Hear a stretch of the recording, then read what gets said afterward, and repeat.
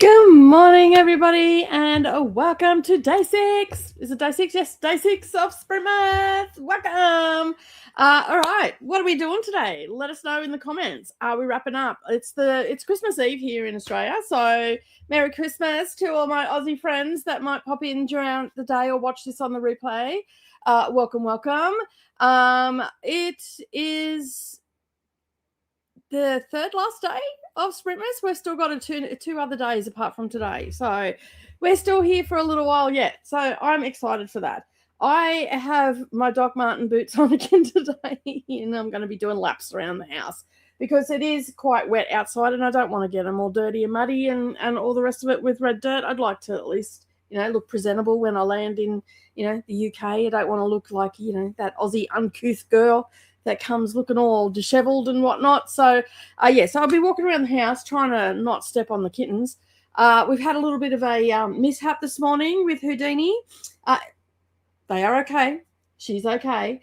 But I have this lanyard that has a round disc on it that has a blade in it for cross stitch. So when I go on a plane, they don't take away my scissors or anything like that, and I can cut threads if I'm doing some cross stitch and whatnot. Anyway, I pulled it out the other day, not thinking that I've got kittens, and it's got a Diamante looking lanyard on it, so it hangs around my neck, and it's for when we go like to retreats and cruises and all that sort of stuff. And the lanyard was given to me by a wonderful friend, Jenny, who we went on a cross-stitch retreat with on a cruise, and she gave it to me, and I didn't even think, like, it was my fault. I hung it on the back of the door. It's got dangly things on it. It's got a little cat charm on it with a crown. It's got that sharp thing on it, and it's also got the key from the room that I had on the cruise. Like, it's a memorabilia thing, but it's reusable. Anyway, hanging on the back of the door, and I could hear the cat, and it's like making this weird ass noise. Anyway, I haven't leaned back because I knew that it was in my room, and I leaned back, and I'm like, she's like this. Her paw, her little claw got caught. She almost declawed herself, but she's okay. It didn't do any damage. There was no cut, no nothing, and she was really good. Like, I thought she was going to be like full on hectic because she'd hurt herself. But she let me pick her up and look at her paw and make sure that everything was okay, and she was fine. So she is. She's still got the zoomies. She was just here, and I was just about to pick her up. She took off. So she's running around feeling all free because she was a bit locked up there for a minute. And that Voodoo went out yesterday. After being missing for 7 weeks, I kept her in the house for 3-4 days. Anyway, she absconded yesterday, like straight through my legs and out the door. So anyway, she came back last night, so it's cool. So she's coming in and out now, and she was meowing at the door, so I put her out to go for a little adventure. She's got all the trees to get up into in the front yard, so that's where she's been hiding, and she sort of sneaks out so Alfie doesn't hear her, but I fed him before I let her out. So, so everybody's settled in. We're officially 3 weeks away from flying out to the UK. It's all getting a little bit too real now. So I have been just getting all the bits and pieces that I've purchased to make it a little bit easier. I've done my passport. I was going to take I think I still might take my grandmother's passport cover. I did get one from Shein, and while I like it, it's a little bit bulky. So I think I'm going to get my grandmother's passport wallet out. I inherited that. I don't know why. It's a weird thing to inherit, but I'm glad I did. It's got room to put the passport in, and it's kangaroo leather. It is, I think she's had it since the 1950s, so it's 70 odd years old now. I think the first time she traveled, she was in her overseas. She was in her late teens, early 20s. If memory serves me, she used to. That was it must have been her early 20s. I think she might have been 21 or just over. But she also used to do a lot of travel with my grandfather. My grandfather was a merchant seaman. which that means that he was on merchant ships. He was an electrical engineer, so he kept the boat running, basically. And he was quite high up in his position and whatnot, and he worked for various different companies that, export stuff and transport stuff around the globe. But his predominantly was down here in the Southern Hemisphere, from Australia and Asia and whatnot.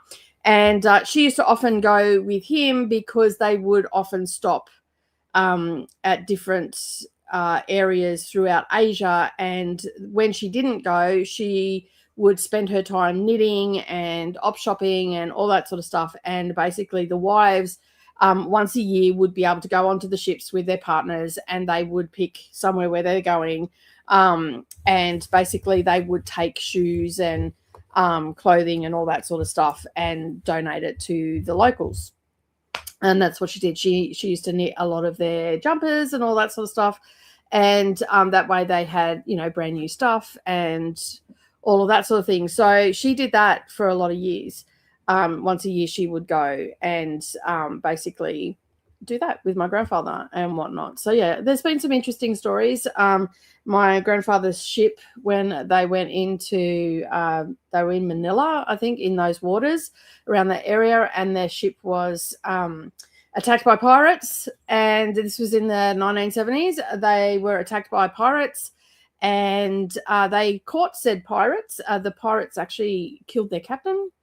And basically they caught those pirates, and they were I don't know how to say it any other way, but they were executed for their crimes because that's how they rolled in Manila. And and it was quite an interesting story that they were quite scared, and all the men thought that they were all going to die, but they only killed the captain. Unfortunately they only killed the captain, but luckily for all the rest of the men. And luckily the wives weren't on that particular one. But there's lots of letters and stuff that my grandfather wrote to my grandmother that she would share of his journeys and all that sort of stuff, writing letters where they were trying to outrun a typhoon and all that sort of stuff, trying to get out of the firing line, so to speak, and all that sort of thing. And and he was in, for that execution, that all the crew were, I don't know why, but they were invited to the execution. He chose not to go because he didn't believe in the death penalty or anything like that, as most of the Australian crew did not believe in the death penalty and all that sort of stuff. But that's how they roll over there. And so it was quite interesting. And even some of the things that my grandfather brought back that other people didn't have here. So his stereo system, we were right into music and stuff like that. His stereo system was like the LP, so your vinyl used to slot in like a tape deck, like a cassette deck. And it would close up and it would play on the vertical instead of being flat. So he had one of those that was by JVC, which was a quite big electronic company back in the day. I got all sorts of different dolls and all that sort of stuff, but it's not dolls that you could really play with, more things that were display purposes, so porcelain dolls and stuff like that were made over there, and clothing and stuff like that. Not that I was a frilly dressy sort of girl, never have been. So it was quite interesting that some of the things that he used to bring back, silk pajamas, all that sort of stuff we had. And but lots of interesting stories and that he had. I've been on the ships myself. Took me up into, they're huge, they're absolutely huge. And I think actually my fear of heights actually comes from that, because I went on, it was down in Sydney Harbour, and I would have been maybe 4, maybe 3.5, nearly 4. And who remembers the Baby Alive dolls? I had one of those where you could put food into its mouth and then it would come out the bottom and you could change nappies and all the rest of it. Well, I got one year for Christmas from my grandparents because I lived with my grandparents for the first 5 years. So of my life, and then I went to live with my mum, and and he took me on to, they were docked in Sydney, and he was about to leave, and so we had gone down. He took me up, and I dropped my baby alive from up on, like, on one of the decks. I don't know what deck it was on, but it was bloody high to a little kid. And I think that baby alive did not survive. Baby was unalived after that. So although they did replace it for me because it was a total accident, she just slipped from my hands and she sort of bounced and fell. So yeah, and I think that that's where my fear of heights comes from, to be honest. So yeah, so lots of interesting stories from my grandfather of his journeys around the world and whatnot. So yeah, and as I said, my grandmother was quite the little, you know, busy bee, knitting stuff and everything to give to the locals and stuff like that. So, you know, like places like Papua New Guinea and all throughout Asia, islands and stuff like that, that they sometimes docked at or close by to, that they could get to and stuff. So yeah, lots of little things. So yeah, I always sort of, you know, have fond memories of them telling me stories about what they did. And, you know, and my grandmother always, because my grandmother was also a seamstress as well, so sometimes she would go to op shops and get fabric and make them into like little dresses and shorts and shirts and all that sort of stuff as well. So it was quite interesting. A lot of time I was like the size model too. I'd be at my grandmother's place every August for my birthday and the August holidays, and she'd be measuring me. Like, she had a list of all my measurements throughout the years. So yeah, I didn't get any of that, and I'm spewing. I didn't get her sewing machine as well. I don't know what happened to that. I think it actually was gone before she passed away, because no one knows what happened to it. It just disappeared. So, and that is probably what happened, because she got very sick towards the end. She had no kidneys, so had to have dialysis 3 days a week and all that sort of stuff. And knowing my grandmother and the stubborn mule that she is, I don't know where I get that. My stubbornness from, maybe from her. And so, yeah, she would have been wanting to sew because she had sewn all her life and all the rest of it. So, yeah. Anyway, we're going to move on to the comments. Good morning, lady. Welcome on in. Hey, Vanessa, how are you? Getting close to going as well. We're both going to be just setting off. Hey, Glenda, welcome on in. Glenda's saying hello to Lady and Vanessa. I'll be reading a book that I got in the mail today. Oh, can you tell us what it is? Let us know. Ashley's also here. Merry Christmas Eve, Eve, and Merry Christmas Eve. Thank you. Tennille's also here as well. Welcome on in. What? It's Lady and Vanessa and Glenda and Ashley and that lady in the video. Hey, Molly, how are you? Welcome on in. How's your day going? The Dead of Winter, Beware of the Krampus and Other Wicked Christmas Creatures by Sarah Clegg. Interesting. Did you buy that, or did a publisher send it to you? My hair, I haven't brushed it properly, so I've still got like some hair leaving. I washed my hair this morning and now it's all frizzy, hence the hat to contain it. So yeah. Merry Christmas Eve, Nicole. Thank you very much, Molly. I appreciate it. Working on King's Dragon and A Conspiracy in Belgravia, a sequel to A Study in Scarlet Women. Nice. You jumped straight into it. Awesome. Also need to finish making the pickled bean salad for Christmas lunch. Nice. That sounds interesting. I've never seen that. I'll have to look that up. Also need to finish. No, we're not reading that one again. Hello, Ashley, Tennille, and Molly. Ashley says, hello, Glenda, Molly, Vanessa, and Santa's elf. Nicole, thank you. Oh, I forgot about my Christmas shirt today. We're doing a little bit of Mexican.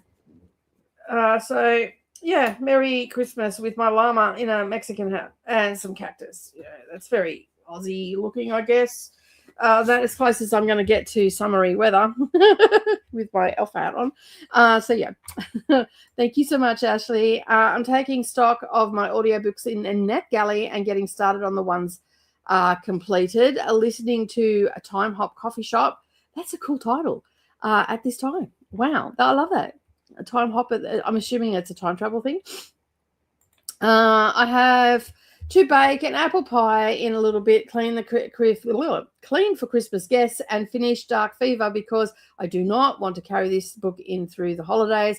I won't be able to read for the next 3 days. Yes, Christmas is a crazy time. Don't forget, we will be here if you need to escape for 5 minutes and come in for some sanity and you want to sneak off to, the bathroom with your phone and your book. I've just got to go to the bathroom. See you. Come back 4 hours later. Oof, that Christmas dinner. I'm giving you all the excuses. Hello, Cool Gamer. Welcome on in. Thank you for being here. Oh, and hi to Neil from Molly and Cool Gamer. Hello. I know, 7 weeks missing. She was off gallivanting around somewhere. She was living with someone else, I think. She was just trying to teach me a lesson, that she was pissed that there was a dog here. So what happened was, we had an old washing machine that used to sit out at the back door, and it was driving me mental. I had asked so many times for it to be taken to the dump. It was useless. It was sitting there. People kept dumping shit on it. I have to keep cleaning it off. But what I didn't take into account, that was actually Voodoo's safe haven. She used to sit up there, and Alfie would leave her alone. They took that away, and within 2 weeks of that going, she had nowhere. It was like she glitched. She didn't have nowhere else she could sit. Even though there's lots of high spaces, we make sure that there's lots of high spaces for them to get up and everything like that. There's a whole canopy of trees out the front that she's worked out that she can hide in, and he can't get up there. So that's where she's hiding at the moment. So if I walk out, you'll just hear this meow coming out of the trees, because I've got like what do they call it? An arbor over my gate and whatnot, and it's got an English rose vine all over it. So it's a heritage rose, and it grows all over it, and there's a vine, and there's lots of old branches and everything through there. So it's a really good place for her to go and do her claw thing, and she can sit up there quite comfortably, because there's like the wood's quite wide. So she's got places to perch and stuff like that. And so she's worked out that she can get there, but that's normally where she would run. But for some reason she took off and she was gone. Like I had called her and called her and called her. Beans is still lurking around. Beans has got a really good hiding spot when she's outside. She comes in for feed, but she won't come inside because she thinks that the dog's in here, and I can't keep her in. She gets really worked up. She starts meowing. She starts getting really anxious. She starts clawing at the door. So it's better for me to just let her out. And I see her up in the tree from occasion out the front, but she's got another hiding spot up the back, which is really good. And I know she's up the back because Alfie keeps going up there and barking. So he's obviously knows she's up there, but he doesn't know where, because he runs backwards and forwards, so he doesn't know where she is. And we've got a ton of cars, and we've got an old bus which has got a big vine growing over it. So plenty of places for them to hide while they're outside during the day. And so she's been in, and now she goes out, and I just checked on her before I went live, and she's up in the canopy. So she knows that I can go and get her out if I need to. Like if she wants to come down and he's out the front, I go out and put my hands up. She'll come down to me. But if he's there, at least she's safe. And he looks for her, but because she's black, she can blend in and he can't see her. And he knows that she's up there. But yeah, I mean, as much as I hate it for the cats and that, but it's worse for Neroli. She can't have her dog where she is because of the people that she lives with. Not cruel to it, but just really, Alfie's not a dog that you can yell at, otherwise he gets all depressed. So yeah, like if I rouse on him, he's okay because he knows that I'm telling him not to go out the gate. If he's gone to go out the gate or something like that, he'll just instantly sit down and he'll just look at me, and his tail's wagging the whole time. So he knows that he doesn't take me too seriously, but anybody else he does. But yeah, so they're all trying to find a happy medium. The two little ones have not ventured outside. I'm just leaving them as house cats until after Alfie goes, and he goes in August of next year. So yeah. Hey there, Cool Gamer. Okay, I'm done. If you aren't here now, pretend like I'm saying hi when you come in. That's fair. I thought that was funny too, actually. Jane's also here working on my reading trackers. Nicely done. Hello to Jane. That reminds me, for those that want I have not done a short for it. I don't know when I'm going to get to the short for it, but anyway, I'm just going into Discord now, and the January bingo is up. I will probably do a short at some stage today for it and get it up for tomorrow. I am now on. I've got it set at private right now. So yeah, I'm about to. Well, if Discord lets me, I'm about to make it a public channel.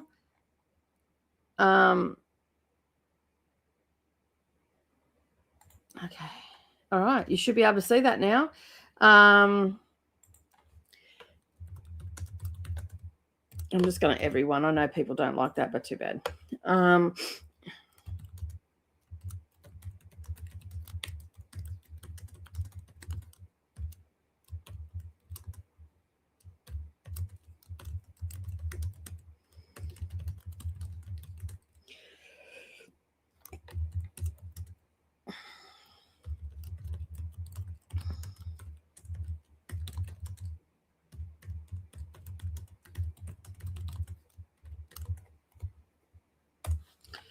right.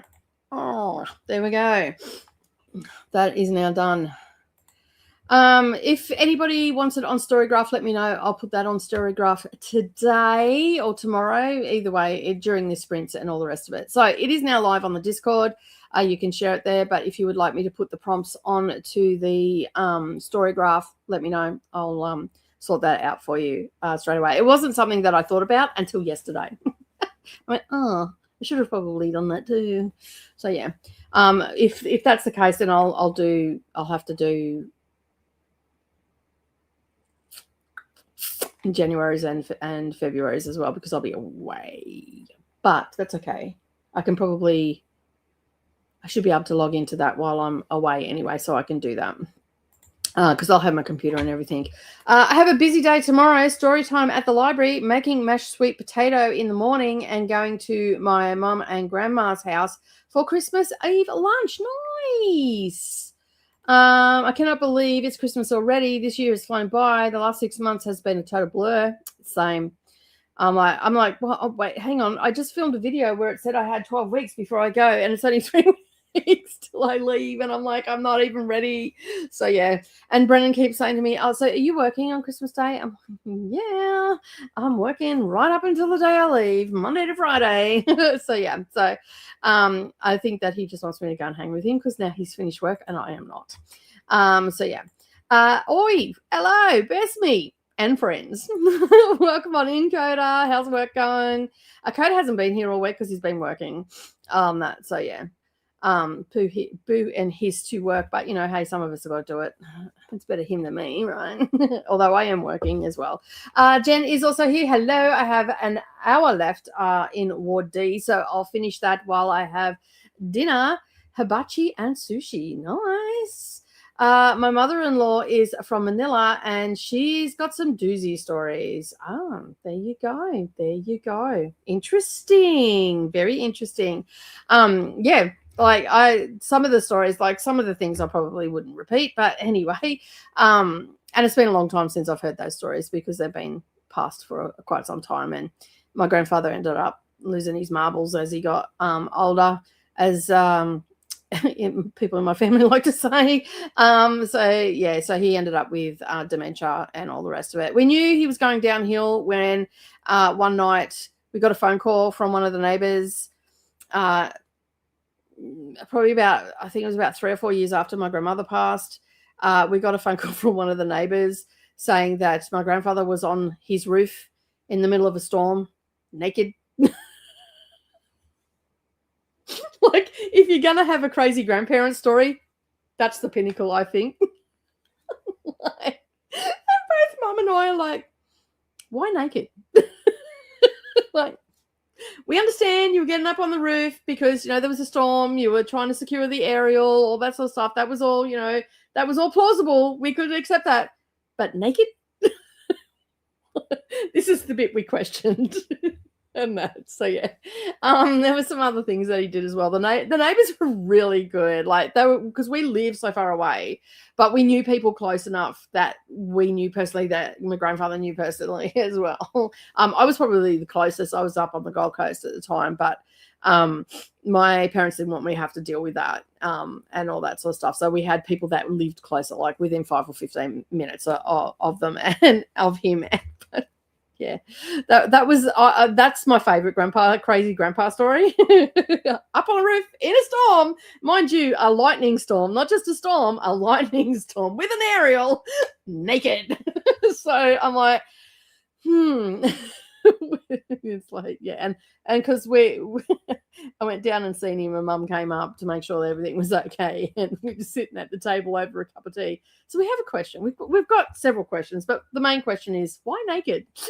And we never got an answer. Just saying, just FYI, never got an answer. So to this day, still don't know why he's naked. I like logically, I'm thinking that maybe he was thinking that his clothes would get really wet and may hinder him in some way being on the roof and in the storm. That because you know what wet clothing's like, it sticks to you, and if you're climbing, so logically that's where my mind went to. It's a plausible excuse, but still naked. Underwear would have been okay. A singlet top and underwear would have been okay. Put on a pair of shorts, that would have also been okay as well. So, but I just think he was in his pajamas, and he heard the aerial flapping around because it was loose, and he heard the aerial flapping around and thought it was a good idea to strip off, and he didn't want to get his jammies wet, right? So yeah. Grandparents. Hello, Jen and Coda from Glenda. Click on the like button. Thank you. Hello, Jessica Kiwi. How are you? Just had some lemsip, and so I'm flying a wee bit high. What's in your lemsip? I don't have all the good stuff in my lemsip. That I must have snored last night because my nose is so blocked today. And it's quite hot here. I think it's because I got boots on. I start to feel the heat, so I'm going to go and check that the aircon's on. About to make some avo and tomato toast for lunch. Yum! Liz, I've missed you. I'm finally here for Sprintmas. I had to work for the first 5 days, sadly. I will be finally getting organised for Christmas tomorrow. Happy Christmas Eve to you, Lils. Thanks for being here. And what have you got on the agenda? Are you going to hang with your parents? You're going to other family? I'm jealous because you're in the cooler part of the country. On that, we're going to be like, I'm going to hide in the aircon all day. We're not doing anything. Like Savannah come running in yesterday going, oh my God, I haven't bought you a present. And I'm like, yeah, you did. The docs. You bought them a couple of weeks ago with your sister as a present because I was going to the UK and whatnot. And you guys said that you were going to buy them. She goes, oh, that's right. Cool. And I said, and besides that, I didn't get you anything because I just figured I'd buy you a book in the UK. And, this was Christmas for us. And Dad's Christmas present was AC/DC tickets, which we did last week. And Nerily said, basically, get fucked, I don't want anything. She pretty much did. She's a minimalist, so she doesn't like getting stuff. She's pretty much like Brendan. He doesn't like getting stuff either. She'd just rather go and buy it herself. And that's totally fine. So that's just their little ADD, ADHD glitch that they have. They don't know how to accept gifts. So if you give them something, it makes them super awkward. Like, I don't think I've ever seen someone get as awkward as Brendan does when someone wishes him happy birthday or a Merry Christmas. He's got better over the years because of me, I guess. Because I always wish him. I like to make people awkward, and I change the bar of soap, and it triggers them all. That I'm a bitch like that. So if they piss me off, I just go and change the soap out for a different brand of soap. Want to see some people lose their shit over something so small? Come to my house when I change the soap on them, and they you can see they come out and they're not right. And I'm like, what's wrong? And they just look at me. They know that I do that now, so they come out and go, why? What did we do? So, yeah. Hey, got to get them back somehow for all the shit they put me through sometimes. Anyway, what are you doing for Christmas? Hello to Glenda. Welcome from Tennille. Merry Christmas Eve, best me, Jessie, and all the down unders. Yes, we are at the Christmas earlier than everybody else, which means that it's over for us a lot sooner as well. So, and then we can all sit back and go and laugh. So, yeah. But anyway, thank you so much, Jane. I appreciate it. Yesterday's hat was an elf one. So I've got this one. And then I've got an elf one, which has ears on the side, which I wear with my elf and Christmas top. That was yesterday's. I've got a Santa hat. And then I've got 4 headbands. One of my headbands needed to be repaired, which I'll probably wear tomorrow because it has stars on it. And yeah, so today I washed my hair, and this is nice and tight, and it doesn't fall off my head. It just sits nicely. So it's going to contain my hair a little bit because it's a bit fuzzy. So yeah, but thank you. Anne is still trying to finish the last 60 pages of my book. Having my daughter home for the Christmas holidays has made it difficult to read. I know. Tell me about it. I like Savannah's here. And I'm like, I can't do all the normal things that I do, like sit in the lounge room and read, because even though she's a reader, she'll sit there and talk to me while I'm trying to read. And that. So I've gone to my bone conducting ones, so I can still listen to my book and she can talk to me, and I can hear what she's saying. I don't have to go what, and stuff. So yeah, but yeah, it's so like you get used to them not being there and just doing your own thing, and then you've got to think about when you go into the bathroom, because her bedroom's right near there, so you've got to be extra quiet, and then you'll go to have a shower because you're on your own timeline, and then they're in the shower, and it's like, damn. Or you go to cook and she's in there cooking, and which I think is great. Like, it's all great things, but it just plays havoc. And then you go to use the washing machine, her washing's in there because she never hangs her stuff out straight away. It's like, seriously. It's kind of like the midnight library. Oh, I like the midnight library. Did you? Sometimes it's called 3 bean salad. Oh, okay, yeah. 3 types of beans plus over veg. Oh, okay, yeah, I know that. Yeah, we have bean salad here too. We actually can buy it in a tin, so we don't even have to prep it. You can just pour it out. It's got different beans, got a little bit of flavoring. Some of them are not nice, but other brands are not too bad. I love that salad.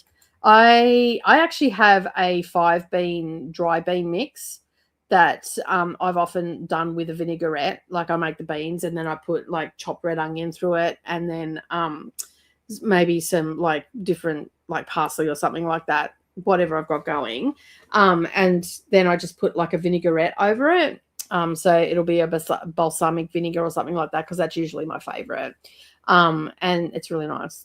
So yeah. And those sort of things we have down here in summer, because of that's what we tend to have, all salad sort of things. I mean, there's some people that go for the full English style, you know, the roast baked ham, or the like a hot Christmas lunch. I can't do it. No, not at all. Can't do it. I'm going to start a beta read this week. I'm thinking if the author likes what I do, I might start charging for it. I'm thinking $10 for a written feedback and an extra $20 for a one-on-one chat. Sounds good.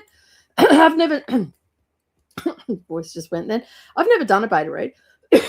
I did see one, an author calling for beta readers, but I don't know what it. I guess you just read the book and tell them what you think, right? Things that might be ultra sensitive and stuff. Is that right? Is that what it is? Hello, Christina. Welcome on in. Thank you for being here. Boys are off at D&D, and I get to wrap the things we found during the Santa errands today. Then I'm all done. Nice. A couple of days to spare. Sit back, relax, chill, all the things.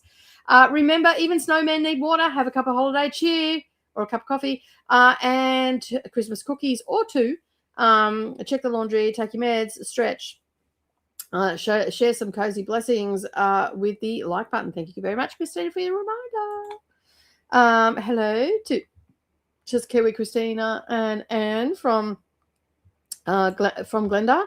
Alicia's here. Hello, just joining. I finished my pizza and we're lurking a while I bake some cookies, but hoping to read more of Illusions of Decency with cookies while cookies are in the oven. Nice. Lady says, now I'm working on my Herkid spreadsheet forms. Nice. And hello to Alicia, and Vanessa's in the shower. Hey, baby. How you going? Oops, burnt the toast. Just a kiwi. That makes me miss my grandpa so bad. Yeah, I miss my grandpa as well. I made, like, much to my family's disgruntlement, my grandfather went downhill pretty quick and he was in a nursing home, and I always knew him as a strong, capable man, and so I was really struggling with seeing him, like, knowing that that's what was happening to him, and I chose not to go and see him in the last week of his life, because I just didn't want to see him like that. I didn't want to remember him that way. I wanted to remember him how I always knew him. So and everybody got up me for it. And I went, you know what? It's my decision. That he wouldn't have known I was there anyway, because he didn't know anybody else in the room. So he wouldn't have known me either. And I chose to not do that. Sometimes I think, should I have gone? but shoulda, woulda, coulda. There's no way. It's not like this. I made that decision and I'm comfortable with the decision. And it's usually when other people give me a hard time about it, still, even to this day, I just like, you know what? It was my decision, and that's just the way it is. That's what I wanted to do. I did the same with my other grandfather as well. I didn't want to see him in that way, and that's my choice. So I have these wonderful. I don't have those memories of them being very ill. I have these wonderful memories of them, in their prime and all that sort of stuff. Where they were capable and able to do everything, and they weren't sad, and they weren't, all that sort of stuff. So yeah, anyway, but my family are a pack of assholes, so they'll give me a hard time regardless of what I do. So breakfast at mum's, and not my immediate family. I'm talking about like parents and beyond. My kids are great. My husband's wonderful.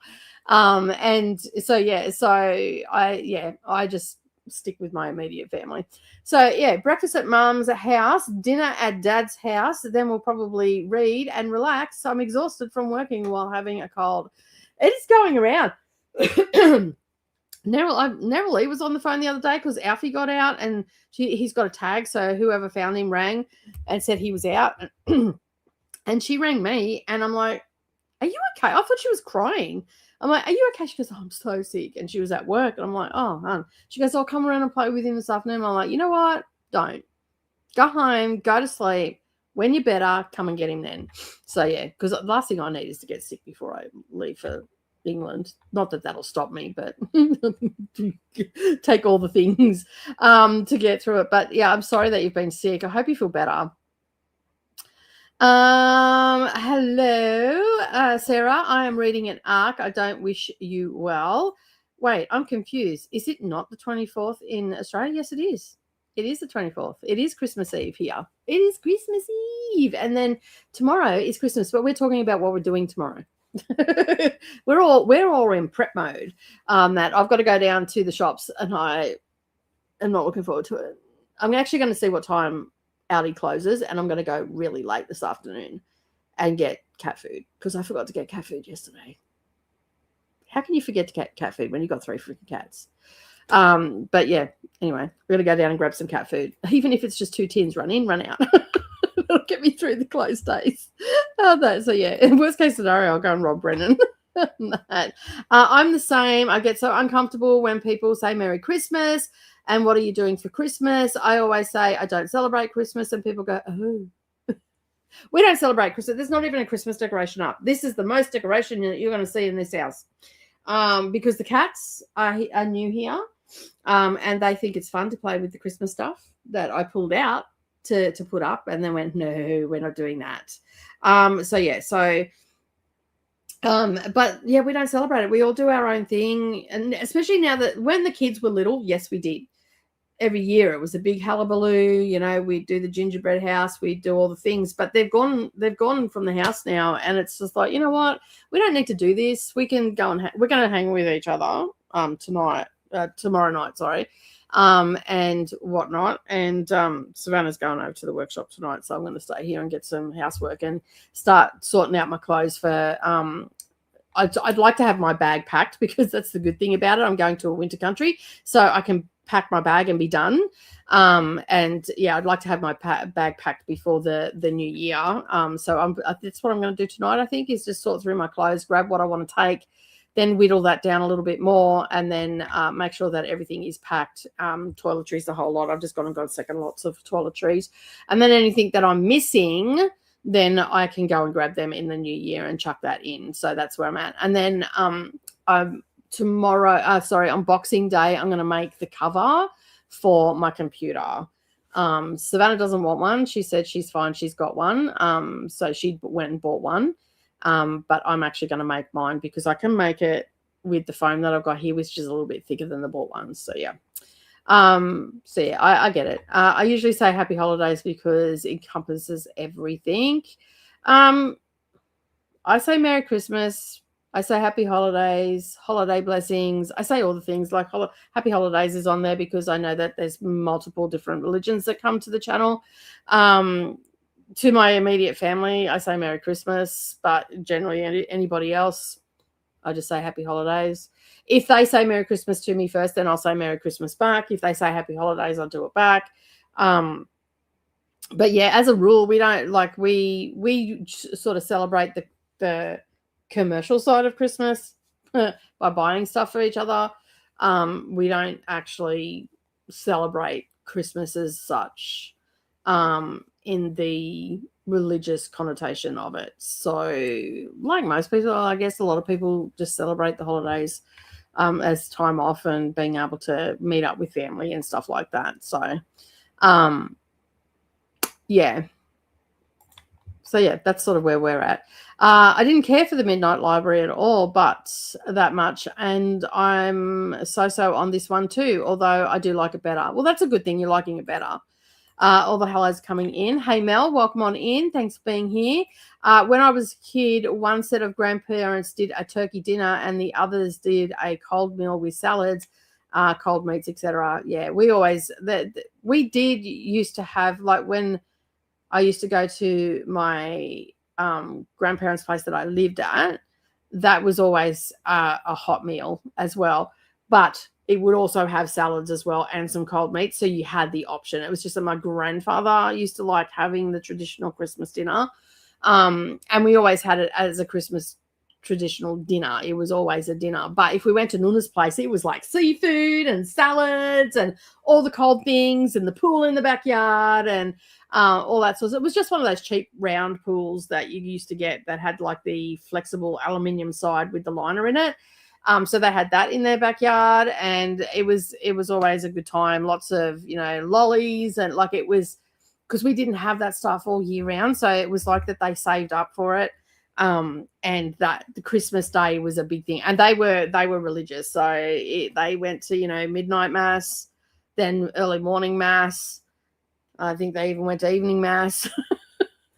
They went to mass a lot on Christmas Day. And then we'd meet in the middle.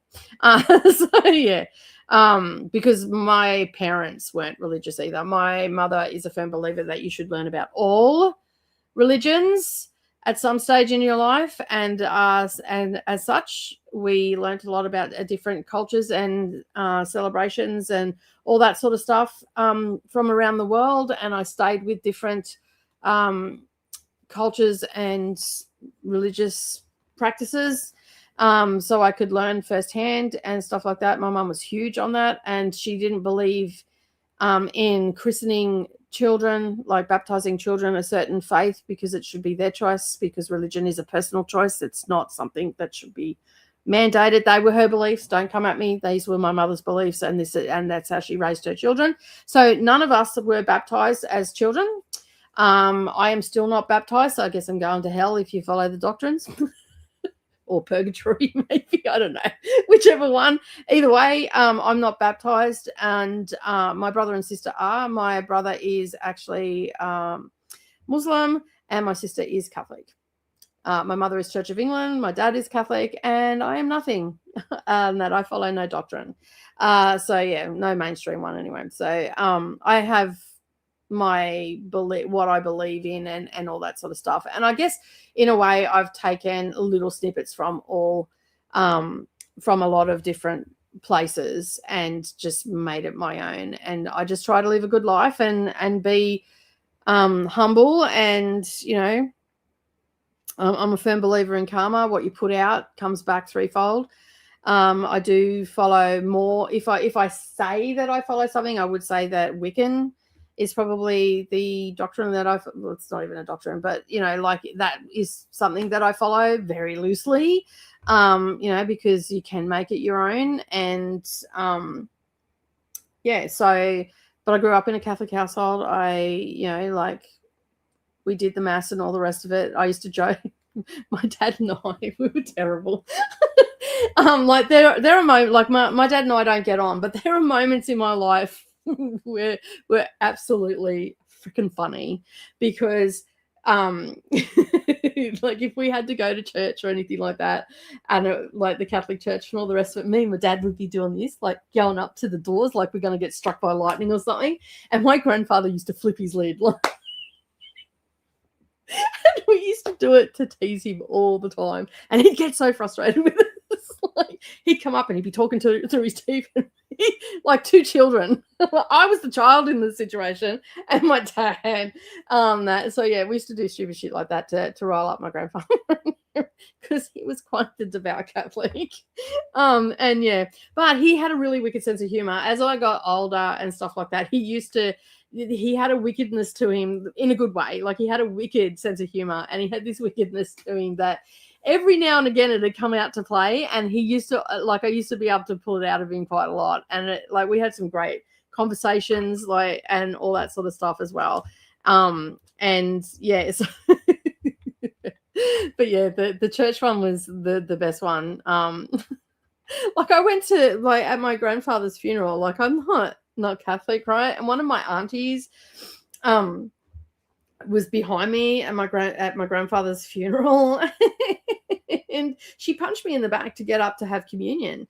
Anyway, I got up without even thinking, and then I looked at Mum. I'm like, did this behind me, because I was 20 at the time when my grandfather died. And to my mum and did this, and she's like, "What are you doing?" Anyway, I got up and I went down a couple of pews where my mum was sitting, and that's when I'm like telling her what happened, and just sat beside her. So it looked like I just got up to go and sit beside her, and I'm like, "The auntie can just whack me in the back, telling me to get up for communion." She goes, "You don't do communion, you're not Catholic." I'm like, "I know." I know this, but I wasn't going to sit there and get beat up by the auntie. So yeah, but anyway. The things that happen. She was in her room this morning and called me downstairs to ask what was for lunch. I said, you must have dialed the wrong number, because this was this was not Uber Eats. She did not think I was funny. I would have said the same thing. Beta readers might also check the story for consistencies and content suggestions, etc. Yeah, cool. I've never really looked into it. It's not something I'm interested in, to be honest. I don't care that much. Oh, I think I might have put my bitch boots on today. A little bitchiness is coming out. What can I say? Making dinner, pork chops and homemade mac and cheese on the side with wedges. Are those whiskey cookies, Alicia? Question mark. Inquiring minds want to know. I was really close to my dad's mother, and when she got dementia, I would visit her, and she would get upset because she knew that she should know me and couldn't remember me, so I stayed away. Yeah. With my dad's dad, he fell and hit his head one day, and he went downhill really fast, and ended up with he must have had a brain bleed that it went undiagnosed, basically. So anyway, he went downhill fast, and he started to forget people really quickly and all that sort of stuff. And the only two people that he remembered was me. I moved out of home when I was young, I was 15 and a half, 16 when I moved out of home. And my Uncle Reg, who had divorced my auntie around the same time.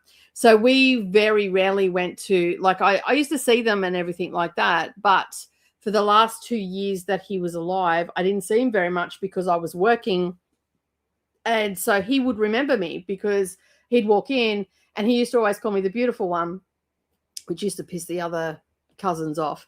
But anyway, he always used to call me the beautiful one. And I walked in, he goes, "Oh, the beautiful one." And so he remembered me, which then pissed the rest of the family off, especially my nonna, because he didn't remember her at all.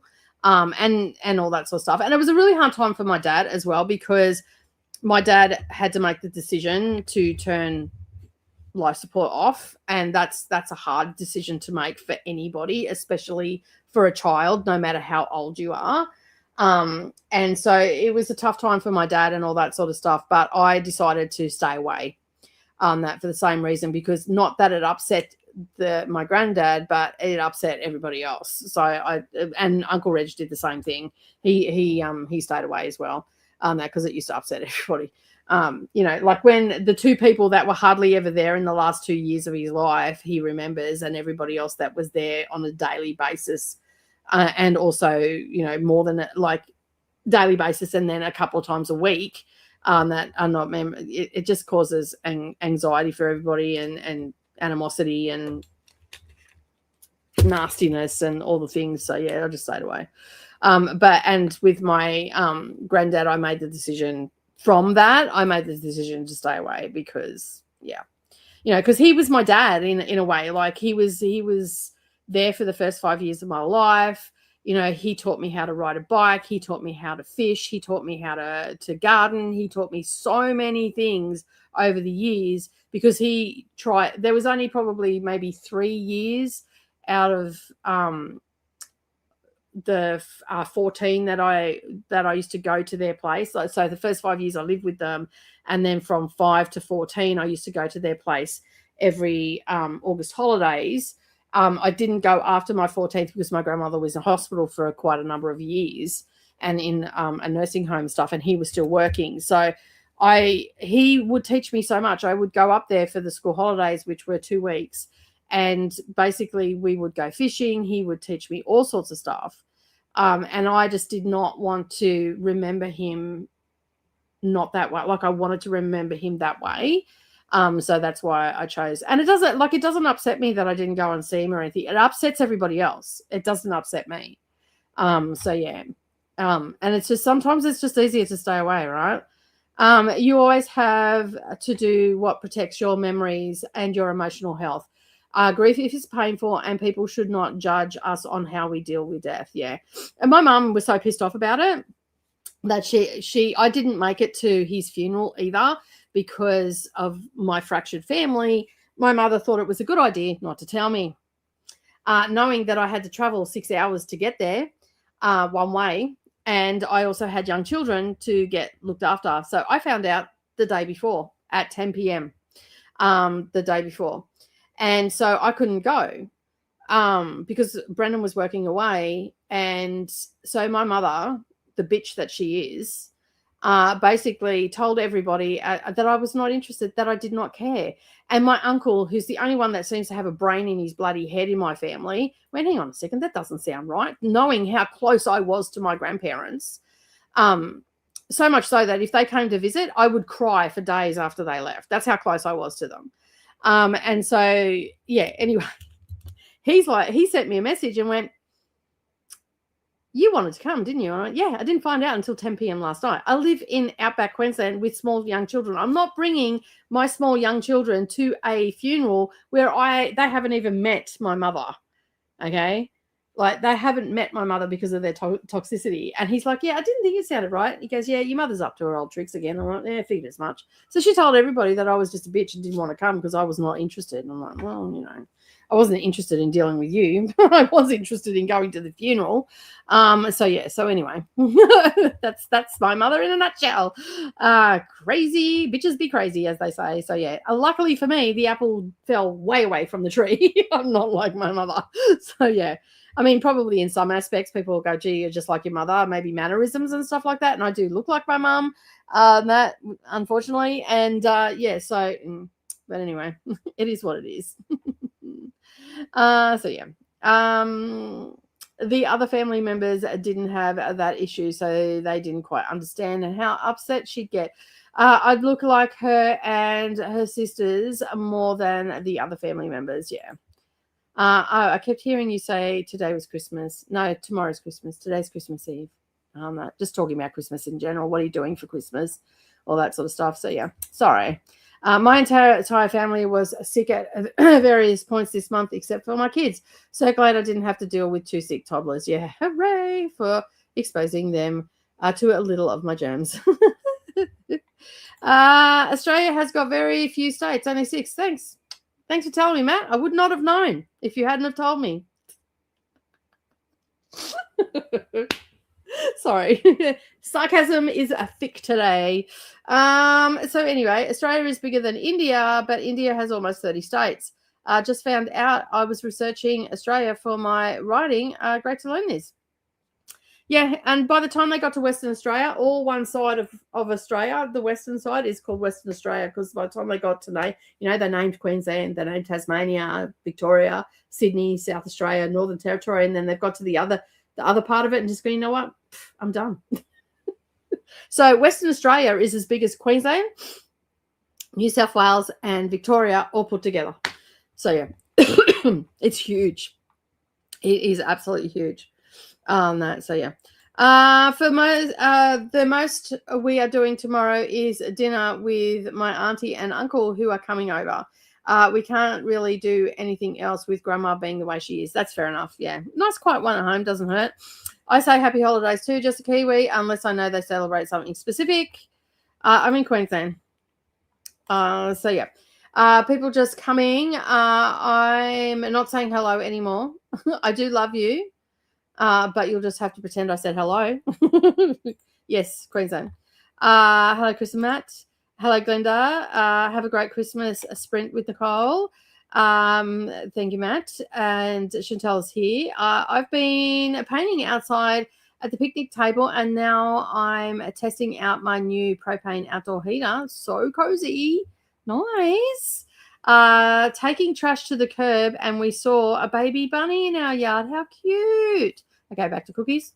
The bus emoji is live. Cool. I won't be able to see it, Becky. Thank you. My Chantel, Team 84. I agree with that idea, Nicole, about baptism, each to their own, and their children should not be forced into the way of another or another. Yeah. My mum went to like, whew, can you imagine going up against your parents in the 1970s where, you know, women and mothers were supposed to conform to how it is, and she went into bat against devout Catholics? You can hear it, right? You hearing that yelling? That's them back in the 1970s. It's coming in. On that, I like I said to her when I was old, I'm like, oh, you are one brave lady going up against Nuna and and Granddad. Like, whoo, yeah. That's some hectic shit right there. Hey, Glinda, Alicia, Sarah, Mel, a lady, Vanessa. Like, hello, everybody, look up. Just look up. Your name's on the screen. That is great, Nicole. And me too. Mother is Hindu. Father is a local community. Sister is now married to a Christian. Me and my brother are Hindu. See, like I even got like, see, I even tattooed the on me. That so see, I take a little bit from all of them. That so yeah, I am a spiritual person. Yeah, that's probably the best way to describe me as well. Spiritual with a side of sass, and say it how it is, and ruffle feathers. All the hellos coming in. I had my son baptized as a baby, but we had a loose practice at home. His dad used to be a devout Lutheran. And he's an atheist. Now he's an atheist. My adult son thanked me for not shoving Catholicism down his throat. Yeah. Mel, we also had pork chops and mac and cheese for dinner, also with a side of veggies. Nice. Hello to Chantel from Glenda, and hey Glenda, hey Mama Christina, and my coda from Chantel. And with that, we have got to the end of the comments, and we're going to our very first sprint. So let's get it started, and I'll see you all in 90 minutes. That was actually quite a long chatty bit. That's the longest one we've done today, so far this week. So yeah, that was an hour. Look at us go. All right. Yeah, it was story time with Nicole. That's probably why. All right, let's start the timer. I'll see you all in an hour and a half. Happy reading, everyone.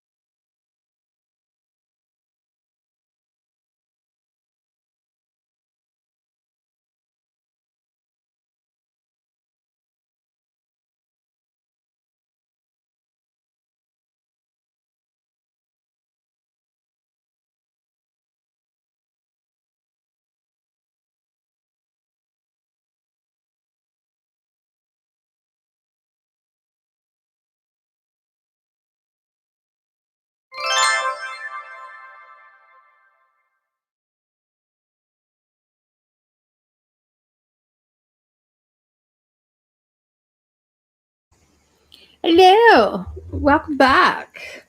Well, I started reading 12 Hates of Christmas by Casey Berg, I think it is the author. I updated my Goodreads and wrote the review for Winter Nights at the Bay Bookshop because I finished 2 books yesterday. And started a third. So one was the Naughty and Nice Book Club one, which I'm finished. I've got to put my general thoughts in the Discord about that. But I have written my review for it. And so now I am just getting Speechify to read me the 12 Hates of Christmas, which is only 133 pages, and I'm at 20% already. I'm just updating my Goodreads and Storygraph and all that sort of stuff. So from yesterday, I got all of my stats updated in Storygraph. So I am now up to date. I added the books that were missing that I had read that weren't on my Goodreads. So I've added them in and updated everything. And now I'm perfect how it is. So I have to keep updating between now and the end of the year before I do my end of year stats. So I'm pretty happy that I got all that done yesterday, which leads me to now doing today, which I was just looking at some places to go in different areas of the places that we're stopping in England and whatnot. So just getting some dates and everything. Savannah's done up an itinerary for us to go in there, but we haven't put the dates in yet. So we've got to update that. She's heading over to hang out with her dad today. So she'll come back a bit later, and we might do a little bit of that tonight.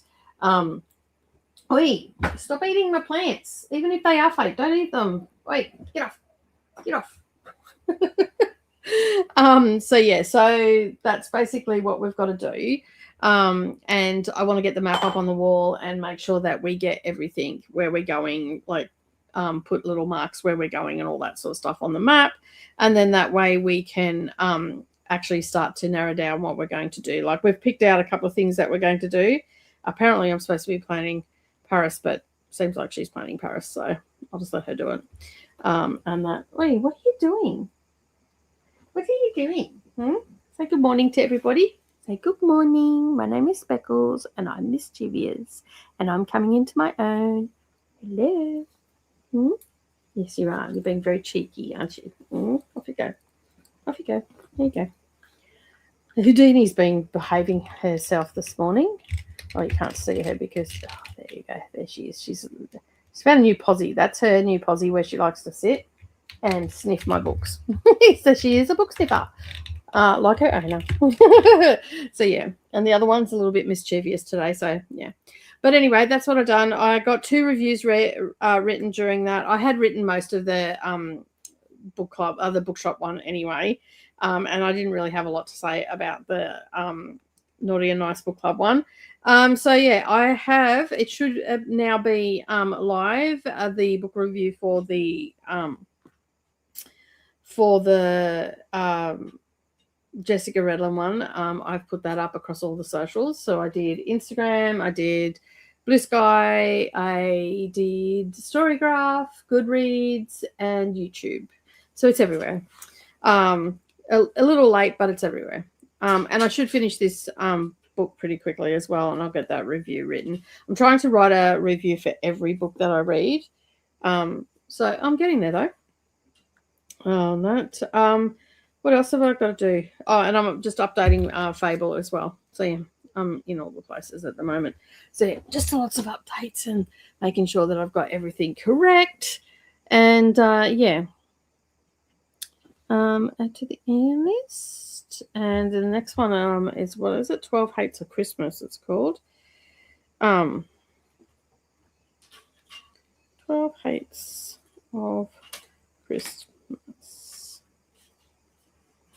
Yes, by Cassidy Berg, sorry. And it is 7th in the series. I think there's 15 in the series, but they're all, from what I understand, they're all standalone, and I don't feel lost in any way. I think that they might be sort of interconnected standalone. So that it is a Christmas series, essentially, and they are all little novella size. So I'm really enjoying it. I'm liking the pacing of it. I like that she's a little bit bar humbug and all that sort of stuff. And yeah, so I'm pretty darn happy with it. I didn't realize when I got it that I wasn't paying attention. And when I got it, I didn't realize it was part of the series. And then I decided to leave it there anyway. Yeah, all the covers are very Christmassy and all that sort of stuff. And they're only, like for the novella, they're only $13 Australian, which is not too bad as far as novellas go. I would prefer them to be around the $8 mark or the $5 mark, but hey, no, one can only wish, right? So yeah, anyway. I will update those and everything in the next sprint and whatnot. All right, let's have a look and see how you are all going. Matt is here. I am writing a climate change period from 2030 to 2050 and how it's affected Australia too. In researching this, I have learned nearly 70% of Australians is dry. 70% of Australia is dry land, with the vast interior is almost desert. Very much so. I remembered the film Australia, starring Aussie as Nicole Kidman and Hugh Jackman, as a very powerful visuals and its arid landscapes. Those images now make even more sense. Yeah, it is a very dry and harsh environment, and just about all the population lives on coastal areas. So yeah. Researching for writing is truly rewarding, although the way we discover realities that deepen the understanding of the imagination. Now they're fighting. A little bit of kiddie TV. There we go. It's a great country. In my list, along with the US and UK for visiting one day. Bonus, if you visit Australia, you have to go to New Zealand too. This is true. Good morning, Jamie. Welcome on in. I have never been to New Zealand, but it is on the top of my to travel to next.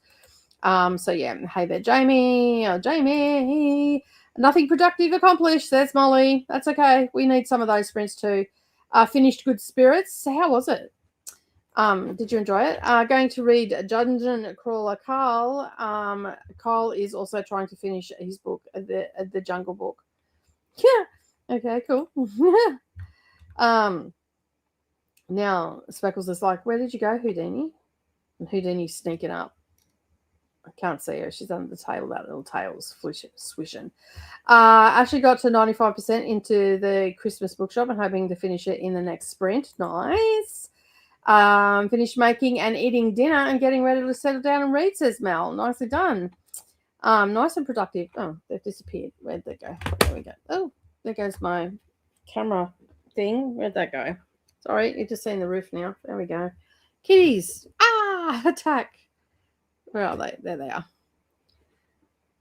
They're rolling around.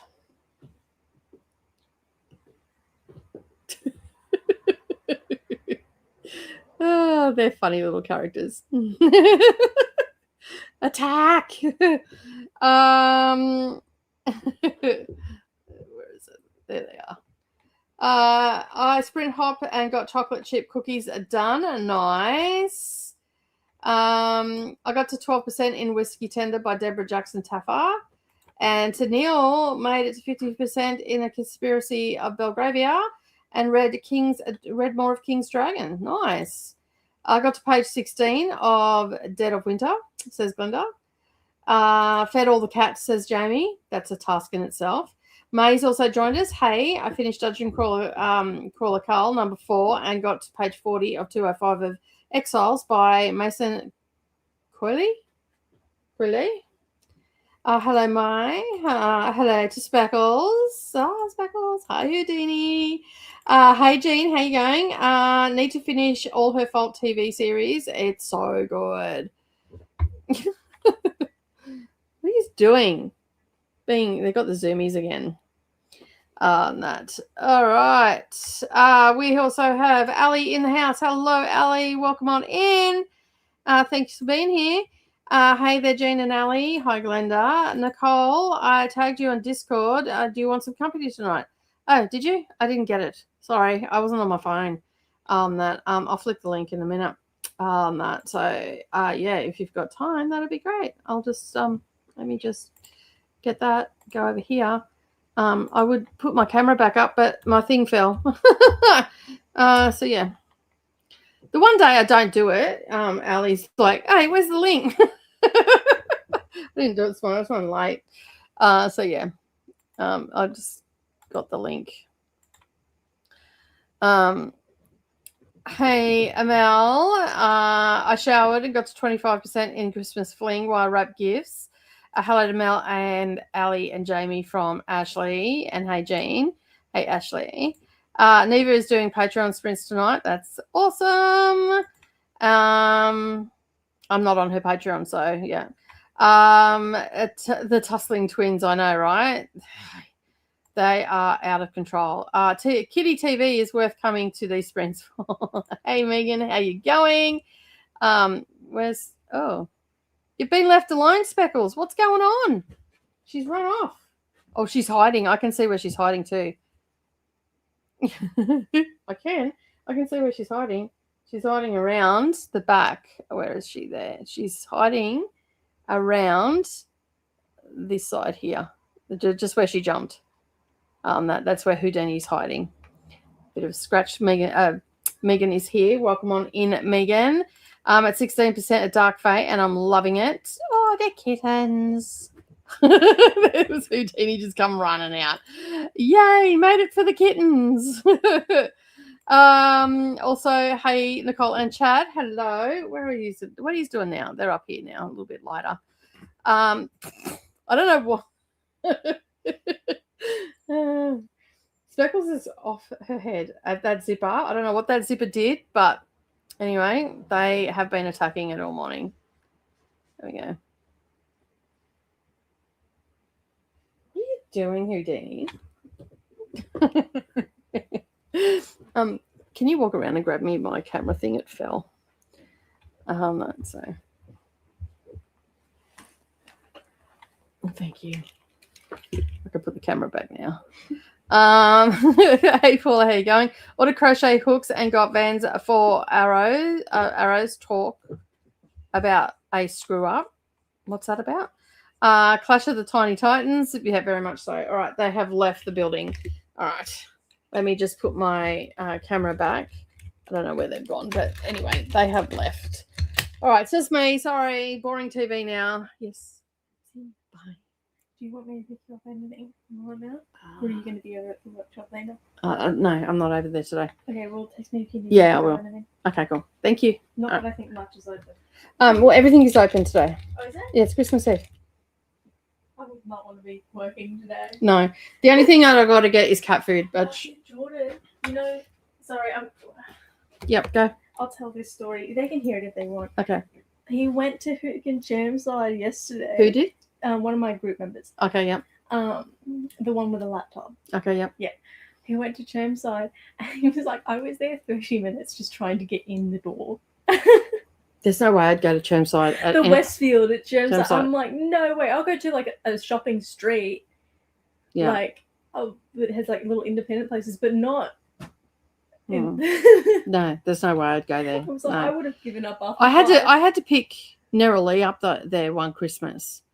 Yeah, it's crazy, and the parking situation is insane. Yeah, and I'm like, I just get in the car. I need to leave. They do have free parking after 5:30. Yeah, cool. The only West. Didn't know vans were a thing. I don't understand what you're talking about, Jean. On that, I ordered crochet hooks and got Vans for arrows. Talk about a screw up. What is this about? So yeah, anyway, didn't know Vans were a thing.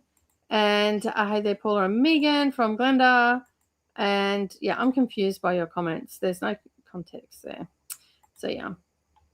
Hello, everybody from Jean. Tennille, how are you liking it? I love that series. Cool. Kitties. Lorelei is in love with them. The kitties are just crazy at the moment. They've run off because Savannah walked in. They've bolted out of here. They're not even in here anymore. They've run off. Got some more books picked up. The girls are watching A Deep Blue Sea. I'll try and pop in the next chatty bit. That's what I was doing. Okay, hang on, Ali. I'm coming. I got distracted by the kitties. As we all. I've got alarms going off. Pause that. Go over here. No, that's not where I want to go. I want to go here. I want to go here. And then I go here. And then I go here.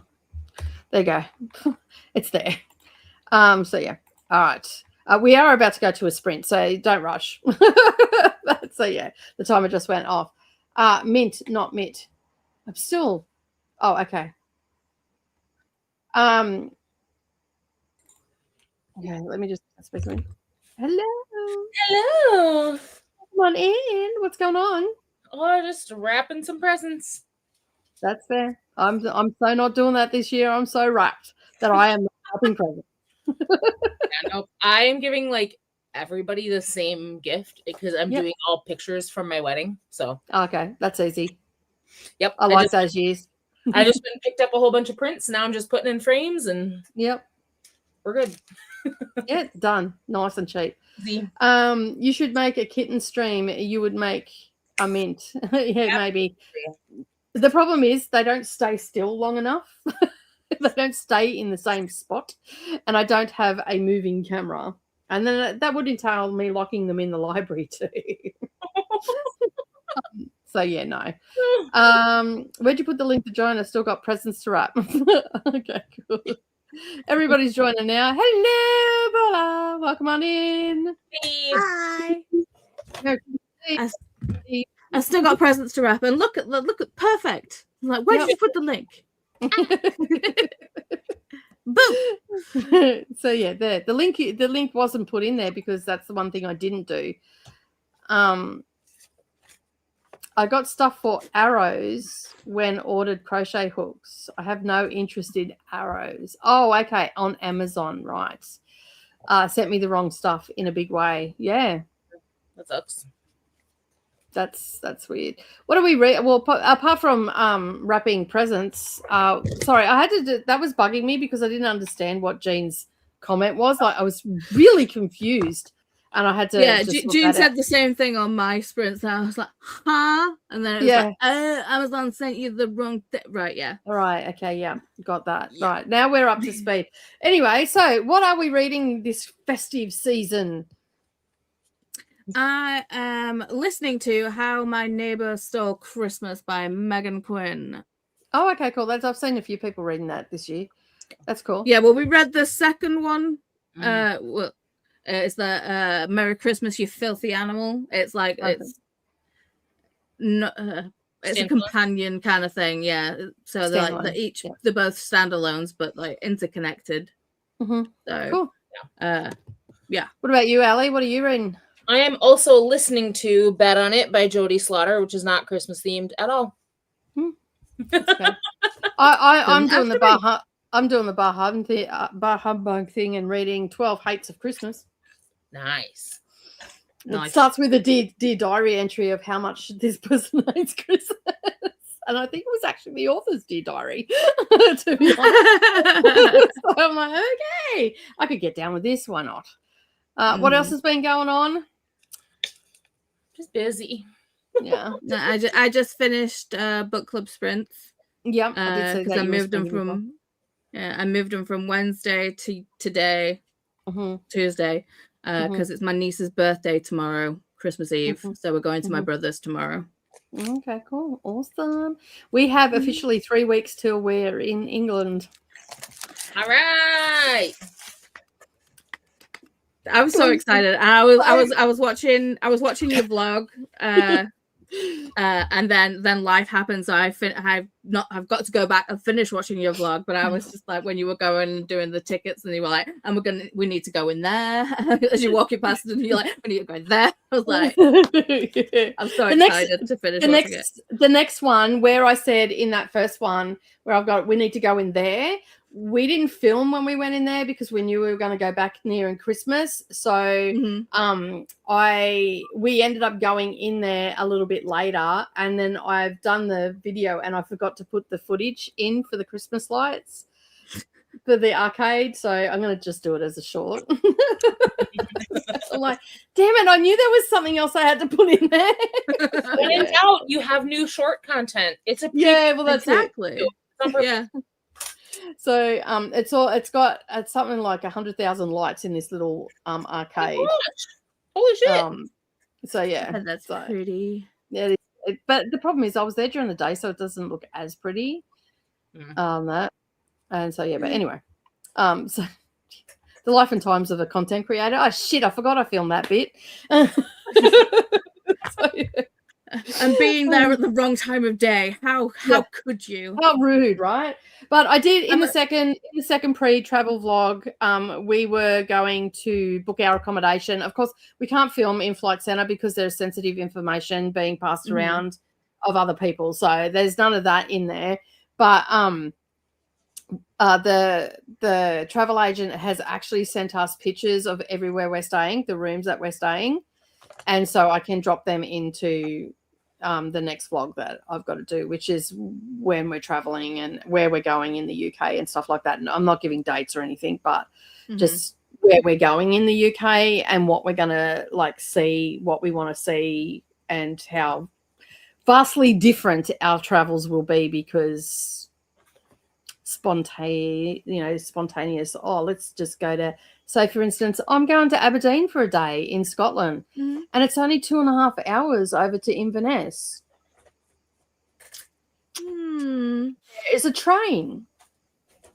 So are you gonna be doing the sleeper car train? Yeah. So so basically what's happening is we are coming into London. We're spending 3 days in London. So I'll probably catch up with Dee 3 or 4 days in London when we first get there. So I'll probably catch up with Dee there. Then we're heading off to somewhere else. I can't remember. I think it's Oxford, maybe Bath, maybe. Anyway, we're heading somewhere in England, right? And then from that second spot, we're heading over to France. And then when we and before we go to France, we're going to the Globe in London. So wherever we go, whether it's Bath or Oxford or wherever, then we're going back to London for a night or the day to see A Midsummer Night's Dream at the Globe. Then from the Globe, we're going to the train station, getting on the Eurostar over to France, spending 4 days in France. It went from 1 day to 4. So, yeah. So we did that. And she made that decision all on her own. So, yeah. With, just subtle seed dropping here and there. A little bit of gardening. Yeah. A little bit of gardening was happening there. So, anyway, so we've got 4 days in there. And then we come back to London. And then that day we get on the sleeper car up to Edinburgh. And then we're up in Edinburgh somewhere. Like, what dates where I'm going to be and all that sort of stuff. But, yeah, so then we'll go from London to Edinburgh and then we'll stay in Edinburgh for a few days and then we're going to go up to Aberdeen for a day. Originally, we were going to go up to Aberdeen and stay up there, but we decided not to do that this time. Because, it's Scotland, it snows, it's cold, and we want to do that when it's still cold, but not as cold. And compared to Australia, we want to do Scotland, not in winter. Thanks. Yeah. So we can get up into the Highlands. And you're fitting me somewhere in those. Yeah, we're actually staying in your hometown for 4 or 5 days and using that as a base camp. To go elsewhere. So, yeah. Because when we looked at the map, it's like, you know what? We should just stay here. Because not only can I go and hang out with Paula. It's like bang in the middle, isn't it? Yeah. And so it's just like we can scoot off to all different places and do day trips and stuff like that, but still have the base camp. So that's what we decided to do because we're training it. So we don't have to worry about cars or anything like that. We don't have to really worry about weather as such. And, if we get grounded, we know somewhere where we can go and visit and make a nuisance of ourselves. Hello, we are here. So, yeah, there's lots of different places we want to go. So, of course, we're doing Bath. We're doing, when we're in Bath, we're doing a day trip to Hay-on-Wye. And for what reason, I don't know. I'm not planning that bit. So, I don't really care. Well, Hay-on-Wye is like basically the Welsh book town. Yeah, So I think it's I knew it had most something to. bookstores. Yeah, I think I knew it had something to do with books, and whatnot. And the place we're staying in Bath is so cute. Like, I got so like I don't usually get excited over cute hotel rooms or all the rest of it, but this was very Jane Austen-esque. Ooh. Bath is gorgeous. Yeah, Are you planning? and Are you planning on nipping to York at any point? Because York yes, is we also. so Okay. I had to make a decision the other day because we are going to York. So I had to make. She come in. She goes, "You have a choice: ghost tour in Edinburgh or York, a witchy tour in Edinburgh or York, or ghost tour. Whichever one we do the witchy tour in, we're doing the ghost tour in the other. So we are doing." Unless she's changed it, as far as I know, we're doing the witchy tour around Edinburgh, and then a ghost tour around the ghost tour in York. York. Yeah, that makes sense. Yeah. So I'm trying to convince her to do the Jack the Ripper tour in London as well, but she doesn't want to do it. She goes, "It's winter, it's cold." I'm like, "Who gives a shit? You're in London. We're in Rome, mate." Like, that's the one thing into myself. Like, you know how much we're going to jam pack into this month? Like, we're going to jam pack so much in that it's going to be like we've been there for 6 months. So yeah. So we're going to try anyway. As long as my feet don't get cold, we'll be good. Because then I get bitchy. You'll be fine. My feet get tight. I get a little bit, snippy and shit. So yeah. But anyway, that's where we're at. So how many photos are you doing, Ali? Like, I think I've seen 3 different photos right now. Yeah, I've got 4 for my mom, 1 for my one grandma, 1 for my other grandma, and 1 for my husband's parents. Okay, cool. So I'm just putting my last one in a frame right now. Oh, nice. That one was the family group photo from what I've seen. It is, yep. So most of them are family group photos, and then for my mom, I also just did a couple of I have one of her and I, one of her and her husband, and then one of her and her only grandchild. Yeah. So okay, cool, awesome. Yeah. So so what are the plans for today? Which was a great idea. Yeah, there's nothing like doing things under pressure at the last minute, right? Ta-da! It's done. Perfect. So plans for Christmas? What are you doing? What do you normally do? Is it low key? It's my husband's birthday on Thursday. Okay.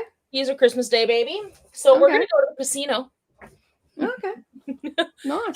And then we are the rest of the time, tomorrow, we'll be at my mom's house. Okay, cool. But his birthday is gonna be about his birthday, so we're gonna go to the casino and hang out. That's awesome. Yeah, happy early birthday to the hubby. Yeah, it sucks being a Christmas baby because or even close to Christmas because everybody just groups everything together. So it's cool that you actually go and do something non-Christmassy. So you said the casino, right? So gambling. Yep. Cool. Oh yeah, we're going specifically to a casino in a different state. Yep. We're 10 minutes away from the border because they allow sports betting, and my state does not. So. Oh, okay. That's interesting. He's going to go do some sports betting, and I'm going to bankroll him for his birthday. Oh, nice. He's got it all worked out, hasn't he? Yeah. Until he runs out of money, and then you're like, no, I'm cutting you off. Yeah. What about you, Paula? What do you traditionally do? And I'm asking this question because Ashley asked the question. Well, we're just gonna be having a chill morning of Christmas. We used to go to my brothers and things, but now we do it on our own.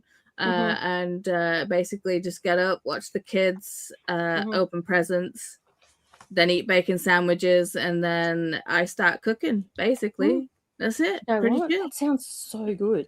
Savannah said to me, "Is there anything you want from the shop?" I think I want bacon. Nice. Time to send a text. Yeah, drop a text. Bacon. Bacon and barbecue sauce on fresh white bread. Do you guys have HP sauce? Yes, we do. That's the barbecue sauce that I used to have. So we don't call it barbecue sauce. It's just brown sauce. It's very different to barbecue sauce. It is a bit different. It's a bit spicier, I think. HP sauce. HP sauce is really good on steak. We have all the English stuff here, so yeah.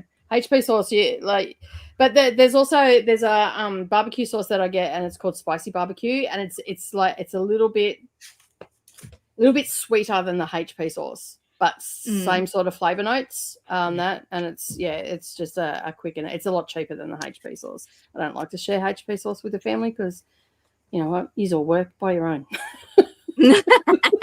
Nice. So yeah. Anyway, I do nothing. I do nothing for Christmas. So for me, when the kids were little, like I'm an empty nester, so I don't have big like I've just got big kids now. And I was saying earlier, the girls brought me some docs, which I'm currently breaking in the hot summer heat, which is not great for feet. So they should be nice and stinky by the time I get to the UK. So they got me a set of those because I was going to the UK and I had no leather boots. I've only got fabric boots. And I didn't want wet boots, essentially wet feet or anything like that. So so I'm breaking those in. Brennan got AC/DC tickets as a Father's Day, birthday and Christmas present. Neroli basically told us to get fucked when we asked her what she wanted for Christmas. And Savannah, I said, I'll buy her a book in the UK because this trip was sort of our Christmas present. So, so no presents this year. So it's been a nice, well, not really cheap because it's cost us a fair chunk of change to go to the UK. But, we're just low-key. Brennan's just going to be working on his stuff. I'm streaming tomorrow. Savannah will probably sleep into midday like she normally does, and Neroli's working. So and we don't have extended family, so that solves that problem. Dharma Jane's working, and Mia's going to a friend's house for Christmas. So so it's very low key this year, very low key. It's probably been the quietest one so far. But you know what? As far as the hip pocket goes, I'm actually pretty glad.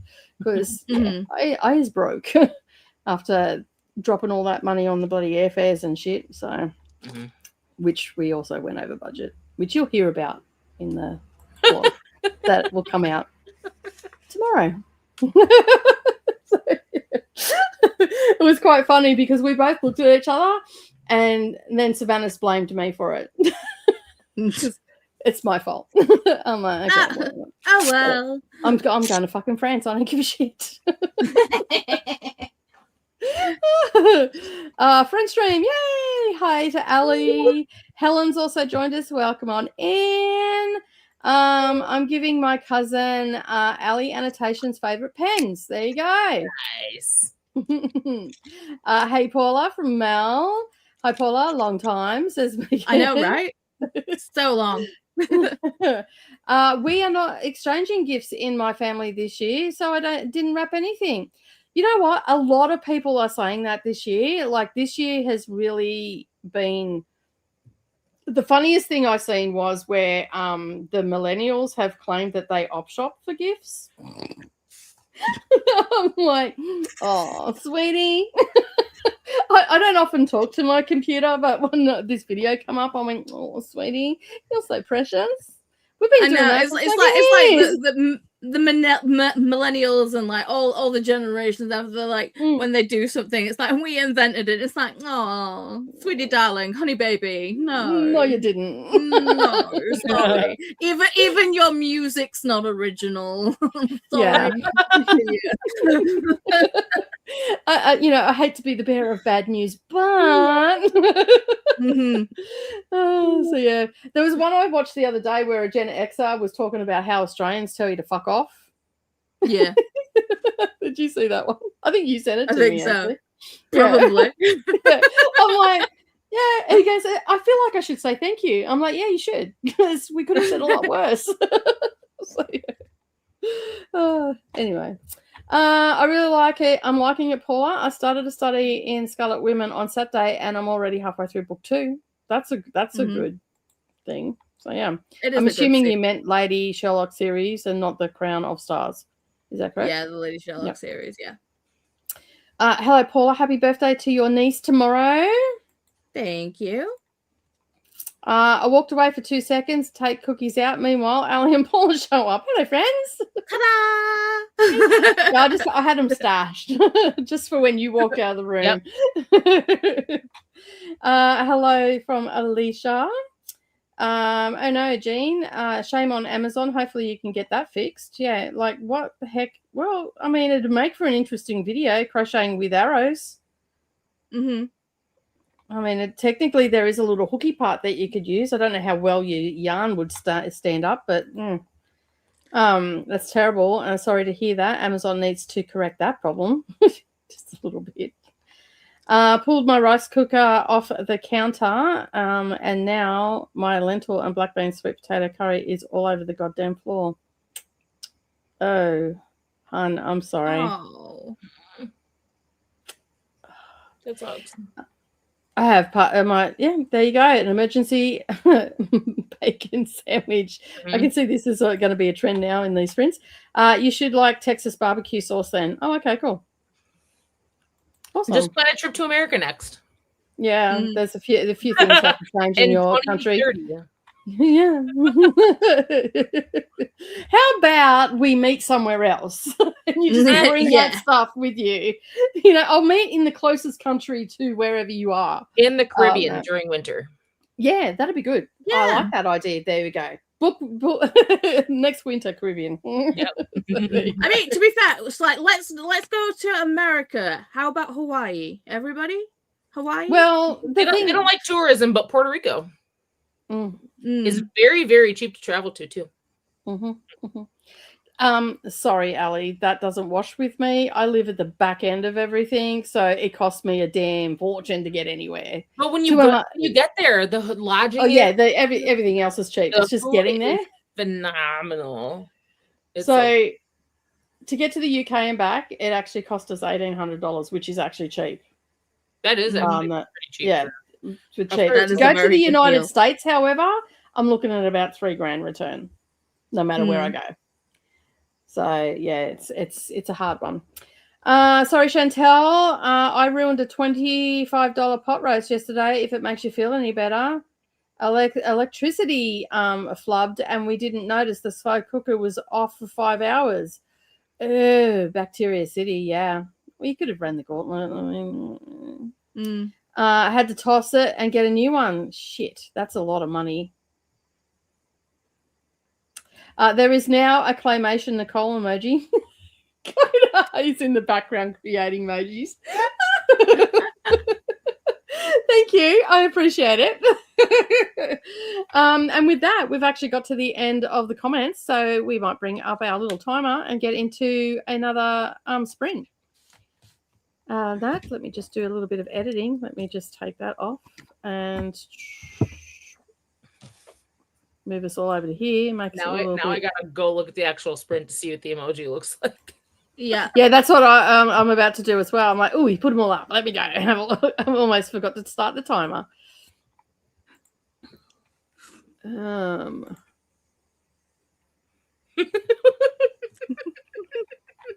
no, there's giggles. Come on, come up.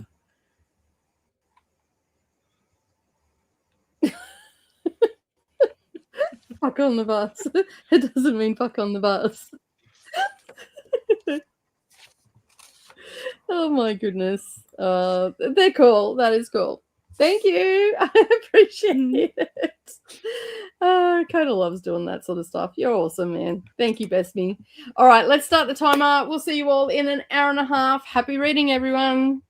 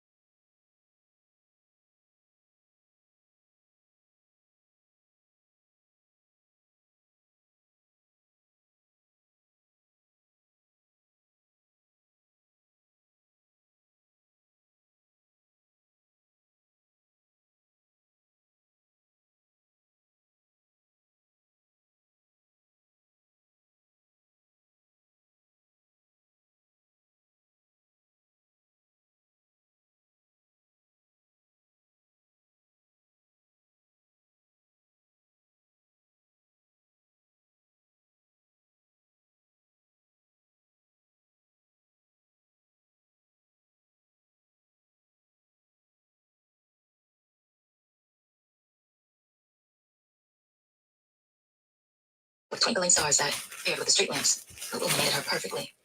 The roundness of her face, the slope of her nose, the weight in her eyelids. Everything about her was clear and open for him to take in. She drew her top lip into her mouth, gnashing her teeth into it before releasing it again, wetter and more swollen. Her eyes were as dark and alluring as ever. But Walker could see something else in their depths. Something he knew was reflected in his own gaze. Need, longing, good old-fashioned want. Before. Exactly. She asked in that sweet way of hers, voice soft and flow even nearer, until his sneakers were totally.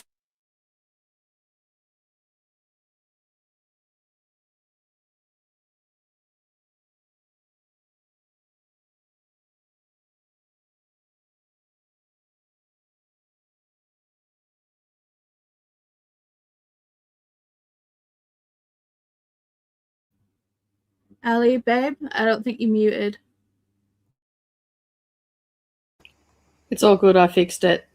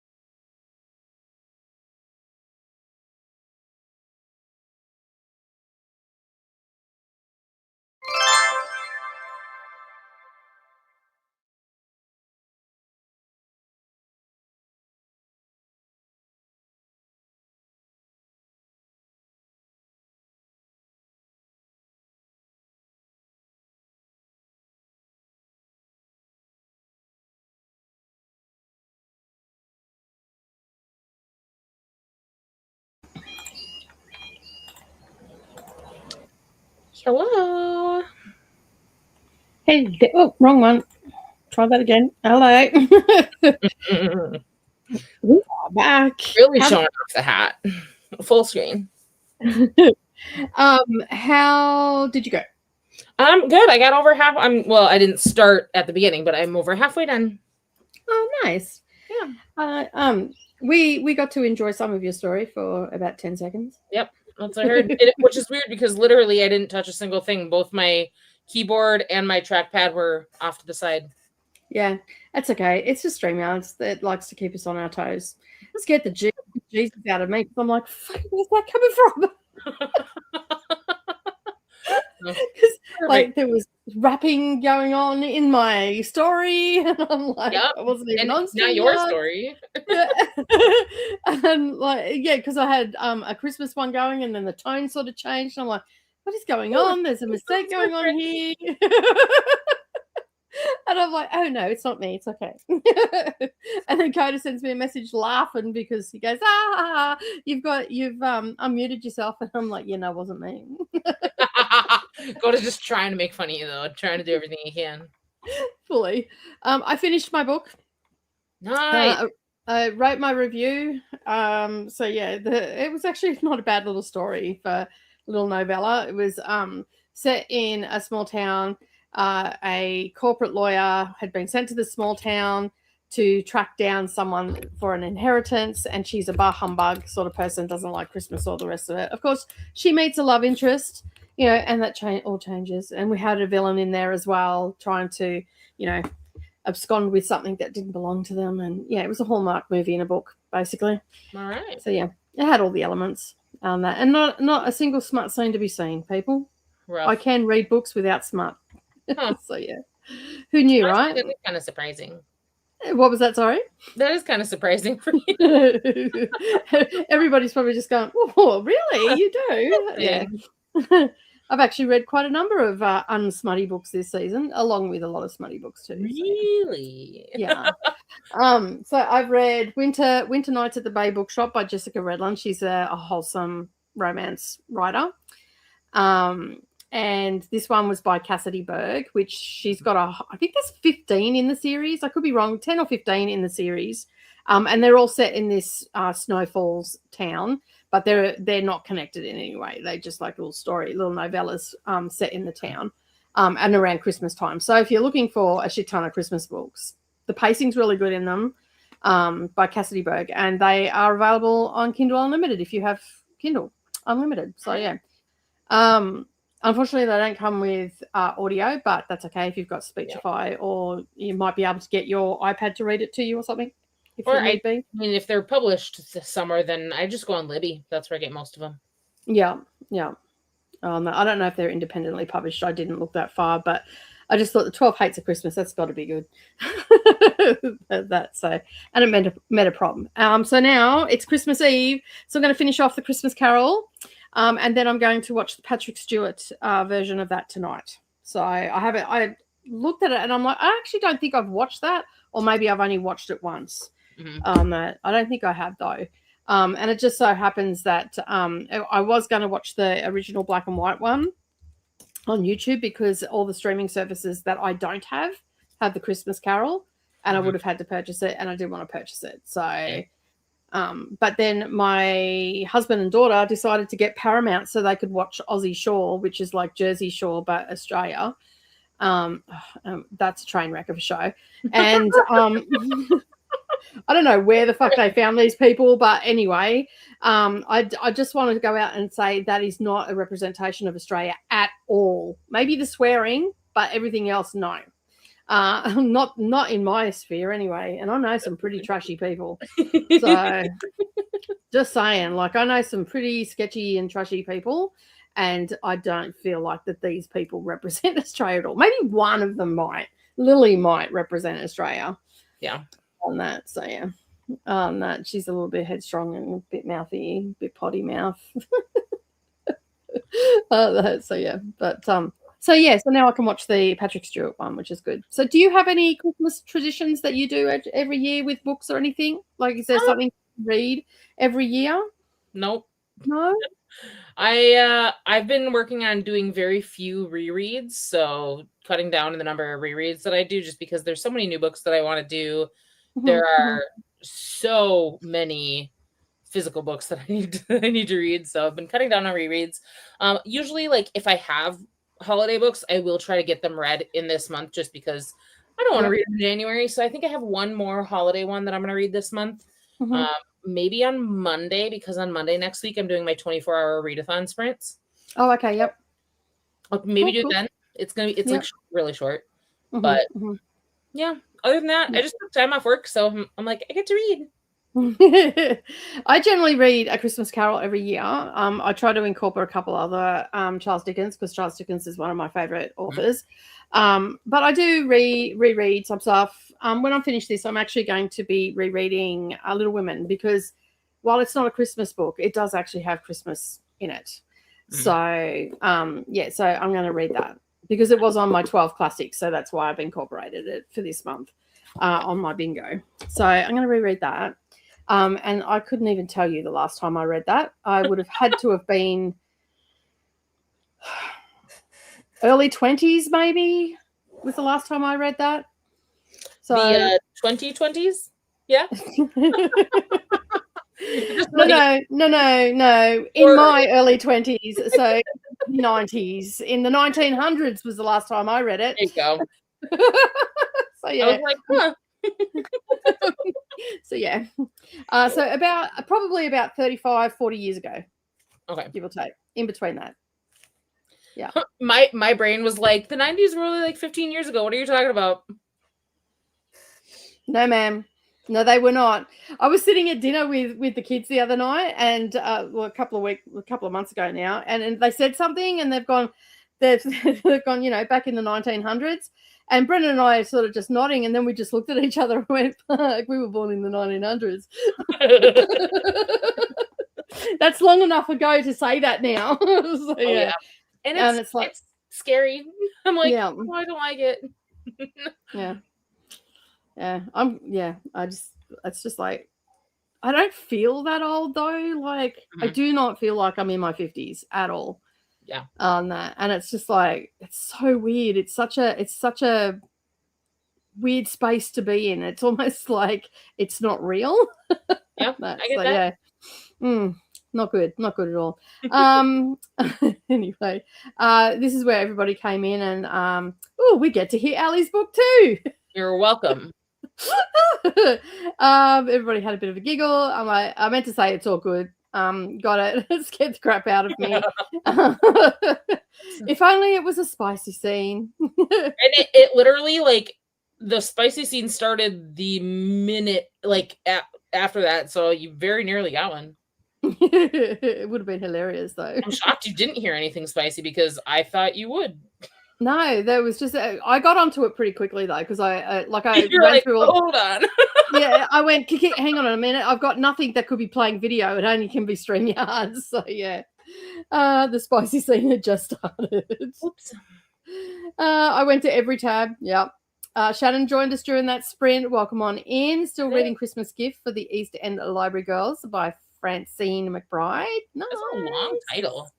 It is a long title. It was long yesterday. It's even longer today. Shannon, you need to finish that book quickly so I don't have to read the long title. We've got a storm brewing here. It just got so muggy so quickly, and there's rumbling out there. So if I disappoint, Ali's your host for the rest of the sprints, people. Yep. She can't edit. She can't do anything except hang out. And I literally can't show comments. I can't do any of it. No, no, nothing. So yeah. Anyway, Paula says good night to everybody. I must try. Merry Christmas, everybody. That's fair enough. Merry Christmas, Paula, and I will see you soon. Can't wait to give you a big squishy cuddle. Oh, it's gonna be so weird. I know you're gonna have to do some sprints with her. Yeah. I said to because everything's like in my head, everything is close. That because I have to drive so far to get anywhere. Closer than in Australia. Like right. It's kind of like I feel like this is an experience that Australia and the US can agree on. When people in the UK are like, it's so far, it's an hour and a half, and we're like, that's so close. It's like 20 k's down the road. What the hell are you talking about? There and back in one day. Sold. That's it. That's the same. Like I go to Brisbane in one day. It's a 6-hour round trip to go to Brisbane. That for me. Toowoomba is a 5-hour round trip, which is the next regional city to me. So that's like we call a regional city. It's big enough to have everything in there. Like you can get all your brands there and all that sort of stuff. And it's like the center point for a rural area. So they call it a regional city rather than a city. So that's how they describe it here. So we're a rural town. So we have a few things here, but we don't have like all of your big box stores. Whereas if you go to Toowoomba, it's still classed as rural, and that's why they call it regional, because it's bigger than a rural town because it's got all the things. Got it. Yeah. Well, so, and then you've got your city. Yeah. And in the UK, they're all real close. Yeah, well, Savannah was saying to me, because her friend was saying, oh, it's so far. And then I looked it up because I want to go to the Beatrix Potter garden. Even though it's winter, I still want to go there to see, because there's winter plants that they have there and all that sort of stuff, like Beatrix Potter I've got on my shelf, I've had them for years. I had them when I was a kid and all that sort of stuff. And she goes, oh, I don't know if we're going to be able to fit that in. I'm like, oh shit. Picked up the map and had a look at it. I'm like, and then I rang her on the way home from she left here and she was at Yarraman. I'm like, you know how you're at Yarraman right now? She goes, yeah. I said, that's how far Beatrix Potter garden is from where we're staying. She goes, oh yeah, we'll get that in. And then she sends a message to her friend going, I'm not listening to you anymore because your far and my far are very different things. Tomorrow we're driving to my mom's house. It's about an hour and 20 minutes away, but it's just the other side of the city and suburbs. We live up here. My mom lives down here, and we're going to go visit my grandma on the way, which is like 40 minutes out of the way, but that's not too bad in the grand scheme of things.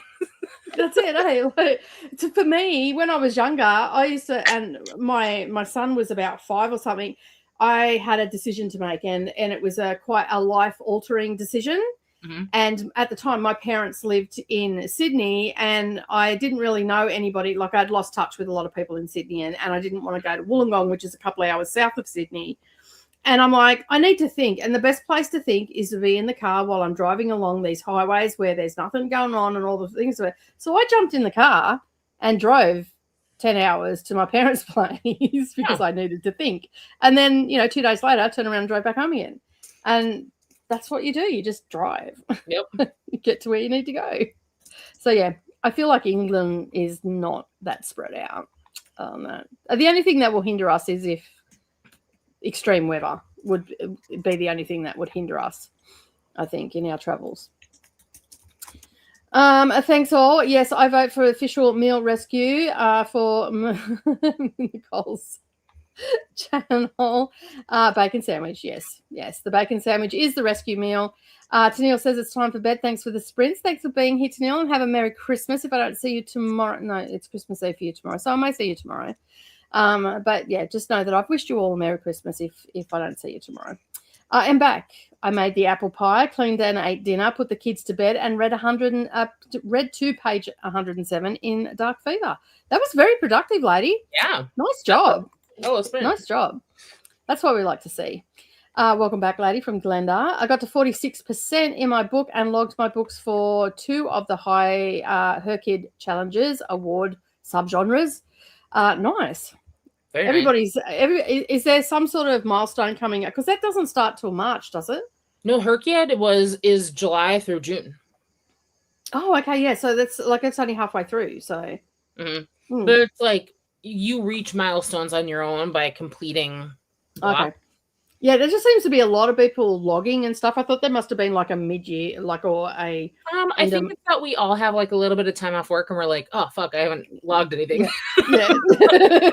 Like me yesterday, going, oh crap, I haven't kept up with Storygraph. Let's catch up for a whole year. Yeah, just FYI, the easiest thing to do is just export your stuff over to the year. And then go through the that's all I did. I went over that on one of my sprints. I should really cut that out and make it its own video. Yeah. Well, that's what I did yesterday. Like, it says that, you should only do it once. But when I went and had a look, it hadn't really duplicated anything. If anything, there was stuff missing from Goodreads that was on Storygraph when I was logging at the beginning of the year. And I know that I read that book at the beginning. It was the first book I read for the year, which was The Secrets of Hartwell Hall by Katie Lumsden, who is book here on YouTube for books and things. She's in the UK and she's now a published author, traditionally published, so which is very exciting. So again, I will probably read her second book on the 1st of January. On that, so I think she's great. She's absolutely fantastic, and like she's been the catalyst for me to explore different classics and stuff like that. So yeah, and she's historical fiction. So if you're not into historical fiction, she's not going to float your boat. But anyway, made it to 76 or 205 in Exiles, and I can't believe this is written by a dude with a female main character. Pretty good so far. I'm digging it. That's awesome. Nice. That is awesome. And the nonfiction challenge. The nonfiction challenge is gonna kill me. I found a nonfiction graphic novel though, so I'm really excited to read that for my 24 hours. I was gonna say, can't you do like there's heaps of graphic novel nonfictions out there. Well, but so the challenge is to do 5 different types of nonfiction. Oh, okay, yep. And I don't read any nonfiction at all. What are you interested in? I read almost exclusively fantasy and then some romance when I need palate cleansers. So what topics in general are you interested in real life? I don't know. I try to escape real life as much as I can. I get that. You know, I've got on my list for nonfiction, I did log the cookbook as one of them. Yeah, well, that's... For a memoir, I'm doing The Third Gilmore Girl by the woman who played Emily Gilmore. Yep. I'm doing Before We Were Trans by Juno Dawson. I Deliver Parcels in Beijing, which is a translated nonfiction. And then Bad Vibes Only by Nora McInerney for kind of like a self-helpy type vibe. So I just have to read them. Okay, can I suggest that you just go grab the audiobooks for them? Because if you don't for sure. Yeah, because like that, and just listen to them in the car. Yeah. That's how I got into nonfiction, because I was not a nonfiction girly either. Yeah. And then like I wanted to get more into nonfiction because, you know, like you can only do escapism for so long before you need something to, you know, mix it up a little bit. And so I started listening to them on audio and I just put them in the car. Yeah. And then I've got this one to read. So it's like super, super little baby graphic novel. So yeah, nice. I'm excited for that. That's cool. That's awesome. I'm like, is it translated by any chance? Because then it would also fit my translated challenge. It is translated. Hell yeah. Well, there you go. Look at that. Translated is the other genre that I like wasn't sure about, and then I realized that like actually a lot of stuff is translated, and I just didn't know. Yeah. It pays to just like, if you think even have a remote inkling that it might be, just check in the front page. It usually tells you. Yeah. Straight away. I didn't realize how much translated work I had on my shelf either. It's crazy. Kelly says, I'm eating chocolate chip cookie and a piece of banana bread, both freshly baked today. I forgot how much I enjoy baking. Nice. Shannon made it to 38% of my book. Nicely done. And Glenda got to page 26 in a dead of winter. Nice. And Jean says, I totally missed the drama. Probably of my thing. I was going to say, drama? What drama? What happened? I missed it too, Jean. My sound just... Maybe, yeah. Including Australia and New Zealand for my sci-fi climate fiction book is so enjoying your huge island nations destroying coastal cities. So satisfying for writing. Thanks, Australia and New Zealand. What? You're destroying or are we destroying them? I was going to say, some of our beaches are the best beaches in the world. I don't know where you're doing your research, but okay. A lot of countries, Australia seems to care a little bit more about environmental conservation. America couldn't care any less. No, like we won't even let ships that come into our ports leave if they have even the remotest, like anything remotely wrong with it. They have to stay here. They are fixed here on our shores, and we do not let them go back into the ocean with anything that possibly could go wrong. I mean, things can go wrong, accidents happen and all that sort of stuff. But yeah, like I think that maybe it's hard because Matt is translating. So sometimes things get lost in translation with Matt. So yeah. It's an hour and a half. I am still in my city. In an hour and a half, I'm still in my city. Holy shit, that's a big city. That's Toronto, right? I think. Yeah, like we have, just because the US just has so many more like sprawling metropolises. Yeah. That's yeah. And we have we have a little town, and then there's nothing to see for hundreds of kilometers. It's long straight roads. We're driving 3 hours each way to see my sister on a Christmas. Pretty normal in the state trip here. Yeah, Colorado. So yeah. Hey there, Matt from Glenda. Safe traveling and driving, Jamie. The fact that they made guidebooks for walking across the UK. This is very true. I'll say that to Savannah next time she says it's too far. Dude, there's walking books. Yeah. Like, come on. I'm still going to bed soon, and I still have to pack. I guess you'll be packing first thing in the morning. Yep. Before you leave. I want to know on the 1st of January what her kid prompts are I still need to read for. That's fair. That's I only have, how many left? I think I only have 26 more books to read, and then I'm done, which is incredible. So how many books? Because I haven't looked into it. Like I know that Q created it, and I go and watch the video and all the rest of it, but I've never really paid attention to how many books you're supposed to read. It varies because a couple of the bingo squares are like set, like read 10 books, read 5 books, whatever. But a couple of them you get to decide how many to read. So like you set your own challenge. And so it will vary. For mine, I had 180 prompts total. You can a book can fulfill multiple prompts. So right now I've read 83 books. I have 26 books left. So it'll take me personally about 110 books total to fulfill my 180 prompts. Okay. Yeah. Wow. I'm 73.89% done. I didn't even look at it. I'm just like, no. It's in the title, the hardest reading challenge you've ever done. I'm out. What I really like about it, though, is the same thing that I really liked about NetGalley November, where it really pushes me outside of my comfort zone. I felt like a lot of our bingo board prompts for NetGalley November pushed me to read things from NetGalley that I would never have just chosen for myself. And something I really enjoyed too. So it just does that, but all year long, and I really like it. So that's nice. Yeah. Well, thank you. I'm glad you liked the bingo prompts and they pushed you out. I loved it. I loved it. Awesome. I'm so mad that I didn't get a bingo. If it makes you feel any better, I did not get bingo either, and I wasn't doing the bingo. I was just free reading because of hosting and stuff. But I went and had a look, and I didn't get a bingo either. So even if I was doing it, I wouldn't have. So yeah, because I was all over the shop and whatnot. So yeah, you read so many and you still didn't get a bingo. Come on. No, I didn't, because some of them were quite similar, and I couldn't exactly double. I don't like to double up, so that is my personal challenge. I don't double up on the bingos. I would like to hit every prompt for a single book. Yeah, well, that's I still didn't get it, and I read like a third of the books that you did. Yeah, I got to the end of that, and Brendan was talking to me on, I think it was on the 1st or the 2nd of December, and I was looking at him. He's like, "Are you okay?" And I'm like, "No, I'm not." And he's like, "What's wrong?" I'm not reading.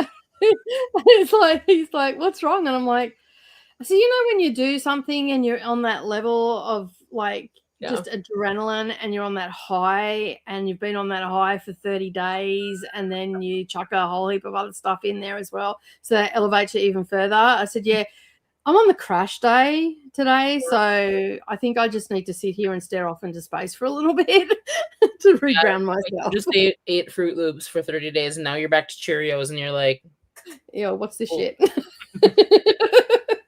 So yeah, that's sort of how I was. It was about the 2nd of December. I'm like, no, just staring off into space. Nope, I feel that. I've read I I read over 20 books in November, and that now in December I checked yesterday and I was at like 6, and I'm like I read 43, I think it was, in total. There was a couple in there that weren't NetGalley ones. I think it was 39 NetGalley books I read, but 43 in total. Because a couple that I brought into November and finished, so they were in there, and there was quite a substantial amount. This month I've already read, what have I got? 1, 2, 3, 4, 5, 6 left to do on my bingo board. So that's 14 off the bingo board that I've read. And plus I've also started Kiss the Basilisk, which I'm about 30% of the way through. And I also read a book club one, which is Little Bird, and I finished that yesterday. So what are you thinking of Kiss of the Basilisk? This is such a good sign. It's spicy, like it has some spice scenes in it. I feel like I'm a teenager again a little bit, because it's very, I don't know, for my taste it's a little bland. Let's just say that. Literally the only thing that I've heard about it is a lot of book talkers just going, oh my gosh, can you believe this book has so many spicy scenes in it? That's the only thing I've heard about it. It's overhyped. Okay. It's definitely overhyped. I'm not the only one that thinks that on BookTok. There's actually a girl that I follow on BookTok, and I'm like, surely she's had to have read it by now. So I went searching through her TikToks. Yeah. She's like, yeah, it's overhyped. So it's almost like okay, so basically I don't think Vanessa's here, so that's okay. And if you've not read it, I'm not going to really do spoiling. I'm just going to do what the plot is. So we've got the basilisk, we've got a prince, and we've got a girl. Okay, the girl is sent to the basilisk because she's born in the same year as the prince, so therefore she is in the running to marry the prince. She is sent to the basilisk, and the basilisk trains her, essentially is training her to please the prince. But she has all, and as icky as that sounds, it's not that icky, because she actually has all the power here. Okay. Because she gets to, like, she still can, leave. She doesn't have to do it. She can leave. But considering she's a chicken farmer, which I thought was hilarious. And there's a reason for that, because the roosters can kill a basilisk, right? So she's a chicken farmer. She supplies everybody with a rooster, because the basilisk and the humans went to war back in the day, but now they're all copacetic, right?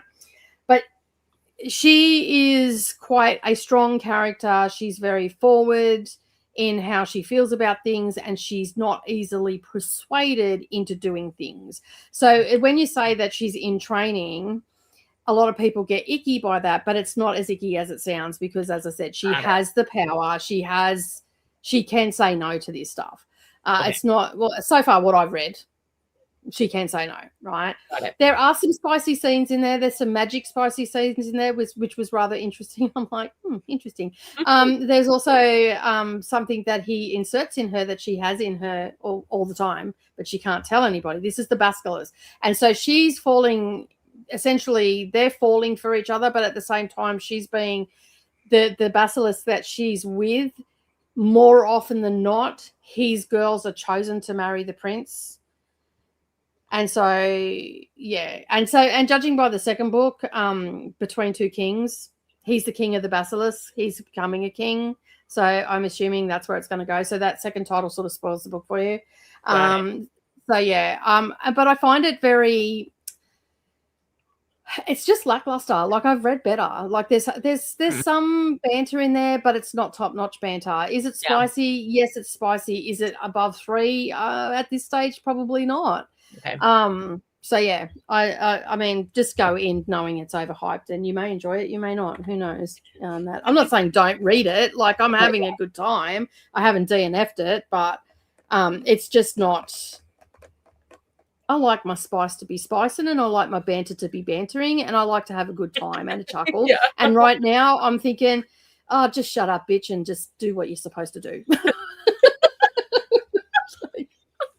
Just get with the program. Perfect. I don't know. Maybe I should just put that in my review. Just fucking hurry up and get with the program. Honestly, do it. That sounds great. Just I'd love to read it. So yeah, anyway, that's where I'm at with that. And so yeah, so I'm rolling it over into January because I'm using it for a book that you started and you're not finished prompt for the January bingo, which I should add is up in the Discord. It has been set live, and it is also on the community post on YouTube. I am not going to be doing a short for it. I decided I'm not doing a short for it because the simple fact is I'm not going to be able to do a short in January and February. So I'm just going to do posts for the January one and the February one, and then I might do a short in March. Yep. So yeah, so that's what I decided to do. Jamie says I really like Salt by Mark Kurlansky, The Tipping Point by Malcolm Gladwell, and A History of the World in 6 Plagues by Edna Bonhomme.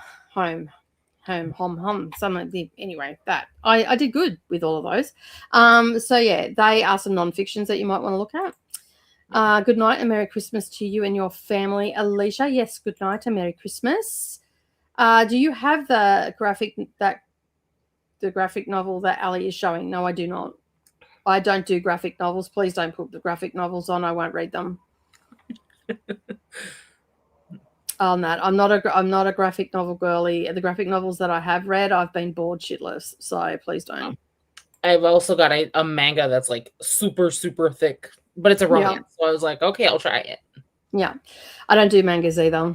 I have done a couple and I'm like falling asleep. So whether I picked the wrong one, I don't know. For anybody who's interested, QWERTY, maker of Her Kid, made a reading tracker for 2026. See her newest video if you want it. An explanation how to use it. It's free. Yeah, lady, is it like the same tracker that we're using for Her Kid, just for like 2026, or is it a completely different tracker? Because the one that she made for Her Kid, I love. So yeah, QWERTY's good at her trackers on that. It might be just one to use separately. So yeah, maybe just go check it out. Can someone who has a wrench drop QWERTY's latest video into the link for me, please? Because if I open up another tab, my computer will boot me. So yeah, Houston is an hour away from itself. That's true. Houston, the greater Houston area takes well over an hour to drive. Yeah, just like Minneapolis. Mm-hmm. With traffic, you can be stuck for like 3 hours here. That's pretty much any city, really. Yeah. Well, I guess like Sydney City, so the centre, the CBD, is not that big, but Sydney itself is bloody huge. On that, so yeah. I mean, that's a lot of time. My traffic's not that bad. It's a fiction. Sea level rose 10 feet, so island nations are the worst affected. Sweet. I'm like, if that's the case, I'm now waterfront. I'm now waterfront in your book. I know that this is fiction, so I can giggle about it. So yeah, that's awesome. And I'm up on the mountains too, so I think I'm 400 meters up, something like that. So up pretty high. Hello, Glenda. Nice to see you. Happy holidays. Happy holidays to you too, Matt. Mine here is for 4 holidays, as the 31st of December is also the Goddess of Wealth Celebration Day. So Christmas, bye-bye 25, Goddess of Wealth Festival, Happy New Year 2026. All right. It's all happening over in Matt's neck of the woods. It is slightly different, but it's for all of 2026, and it's similar to the Her Kid spreadsheet. I'll probably be taking a look. I'll probably take a look at that too. Even though I don't do spreadsheets, I'll still have a look. So I go, oh, that's great. Save it and then never use it. That's generally what happens. Hey, at least I'm honest. Like, at least you know that I'm downloading your shit. I'm just never using it. Oh, you fell into 2009? What's happening in 2009? I'm drunk on margaritas. Okay. You're seriously drunk? You fell into 2019. Hang on, there's more. Oh, look. Is that a spreadsheet? That's like the name of the video. Yeah. I love it when she comes up with good names. Anyway, let's bring up the timer, and we are going to go for another sprint, which will actually only be an hour because I'm not doing 10-hour sprints today. So yeah, something different for a Wednesday. So I'm going to change that. We are going to go slightly over, but we've also had guests today, so that also plays a role in it. So let's do 60 minutes. This will be our last sprint for everybody. And yeah, so we will see you in an hour as everybody runs off to watch Qwerty's latest video. All right, we'll see you in an hour. Happy reading or watching, everybody.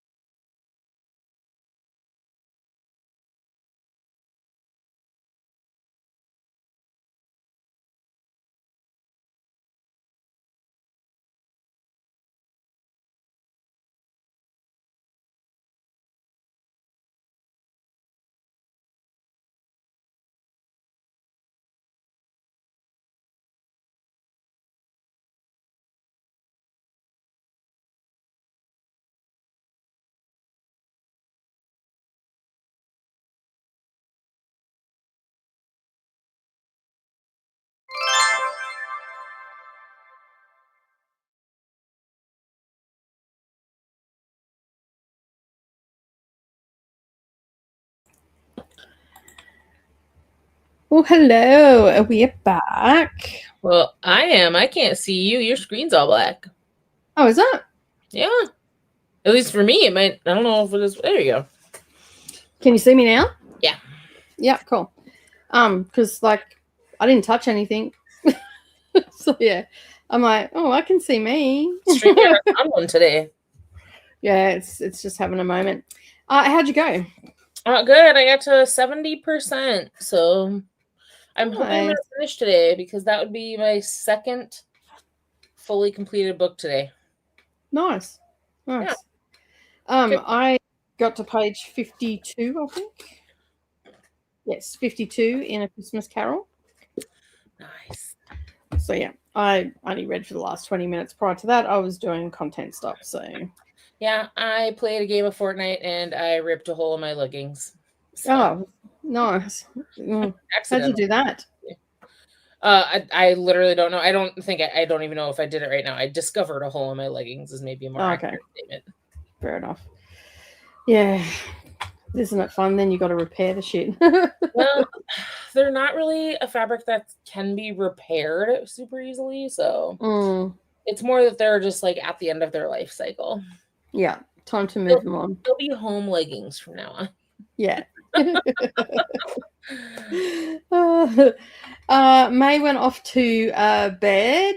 Good night, May, and Merry Christmas to you. Yes. Glenda also saying good night. Can't believe we have 2 more days Sprintmas left. I know, right? It's gone so quick. That already at day 6. I got to page 127 and dozed off a little, says a lady. That's fair. I was like, oh, kind of good that it's less sprint. I'm going to go to bed. Yeah. I was going to do 10-hour sprints, but I've got a heap of content that I've got to edit and stuff. So I thought I'll just keep it cohesive and do 6-hour sprints today instead of 10. Yeah. So yeah. Got to 70% in my book and wandered into NetGalley to browse. Only requested a couple, including the new Ali Smith one. Ooh, sign me up. I do like a good Ali Smith. Do you have the link? You go 2 comments down. Cool. No, I'm not on that one. So yeah, cool. Is that the okay, I already have Glyph, which is spelled GLIFF. Is it the same one? It came out in the 24th of October. Maybe it's only now getting released in the US. That's possible. You guys get so many things so early down there. Well, for me, I'm on the UK side all the time, so that's predominantly where I get all of my stuff from. So because of prize lists and whatnot. So yeah. But some of the English authors publish first in the UK, then in the US, and vice versa as well. We've had it where it's been published in the US, but not in the UK. So I just saw that the publisher just put the new Abby Jimenez book up on NetGalley. So I'm like, I'm auto approved for the publisher, but they haven't made it requestable yet. So I'm like, just waiting. Yeah. I'm just going to YouTube because I don't have that open.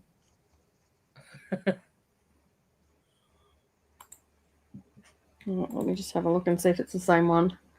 It's not. It's not. No, it's different. Oh, actually. She says Glyph IFF is book 1. Glyph YPH is book 2. Oh, okay, yeah. Which seems like a very confusing thing for an author to do, personally. That's Ali Smith. Alrighty. Yeah, that's just Ali Smith. It's only, for me, I can only request it on the UK, so I might get it, I might not. Description, the title, I like the book, and request. It's through Pantheon in the UK. There you go. I was going to say. I got back from my 2-hour outing. I had to go for last-minute Christmas shopping and then finish wrapping gifts. Now I can relax crocheting for now. Nice. Okay, cool. Thank you. Glad you cleared that up because I'm like, Made it to 193 of 433 of Scythe by Neil Schusterman. I've heard about that one a lot. I just never read it. Shannon made it to 59% of their book and worked on some diamond painting. Nice.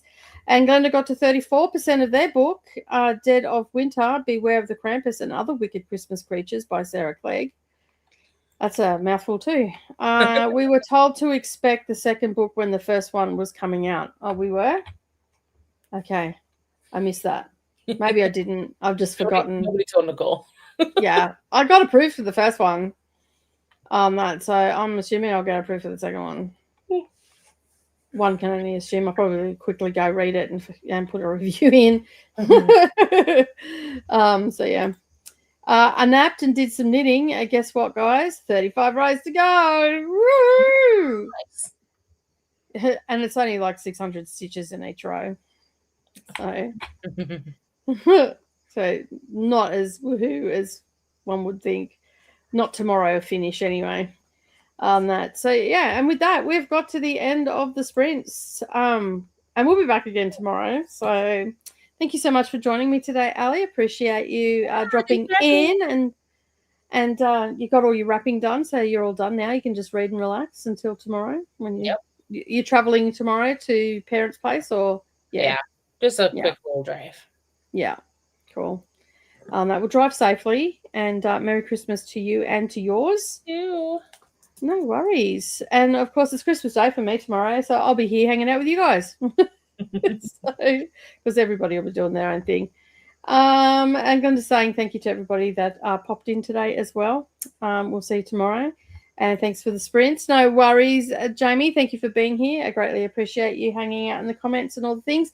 But that's it from us. Thank you so much, everybody. I hope that if you're traveling tomorrow, safe journeys. If you're not, hopefully we'll see you here. But if I don't see you before Christmas, have a wonderful Christmas. And, of course, I'll see you somewhere on the internet and all the things. Bye. Bye.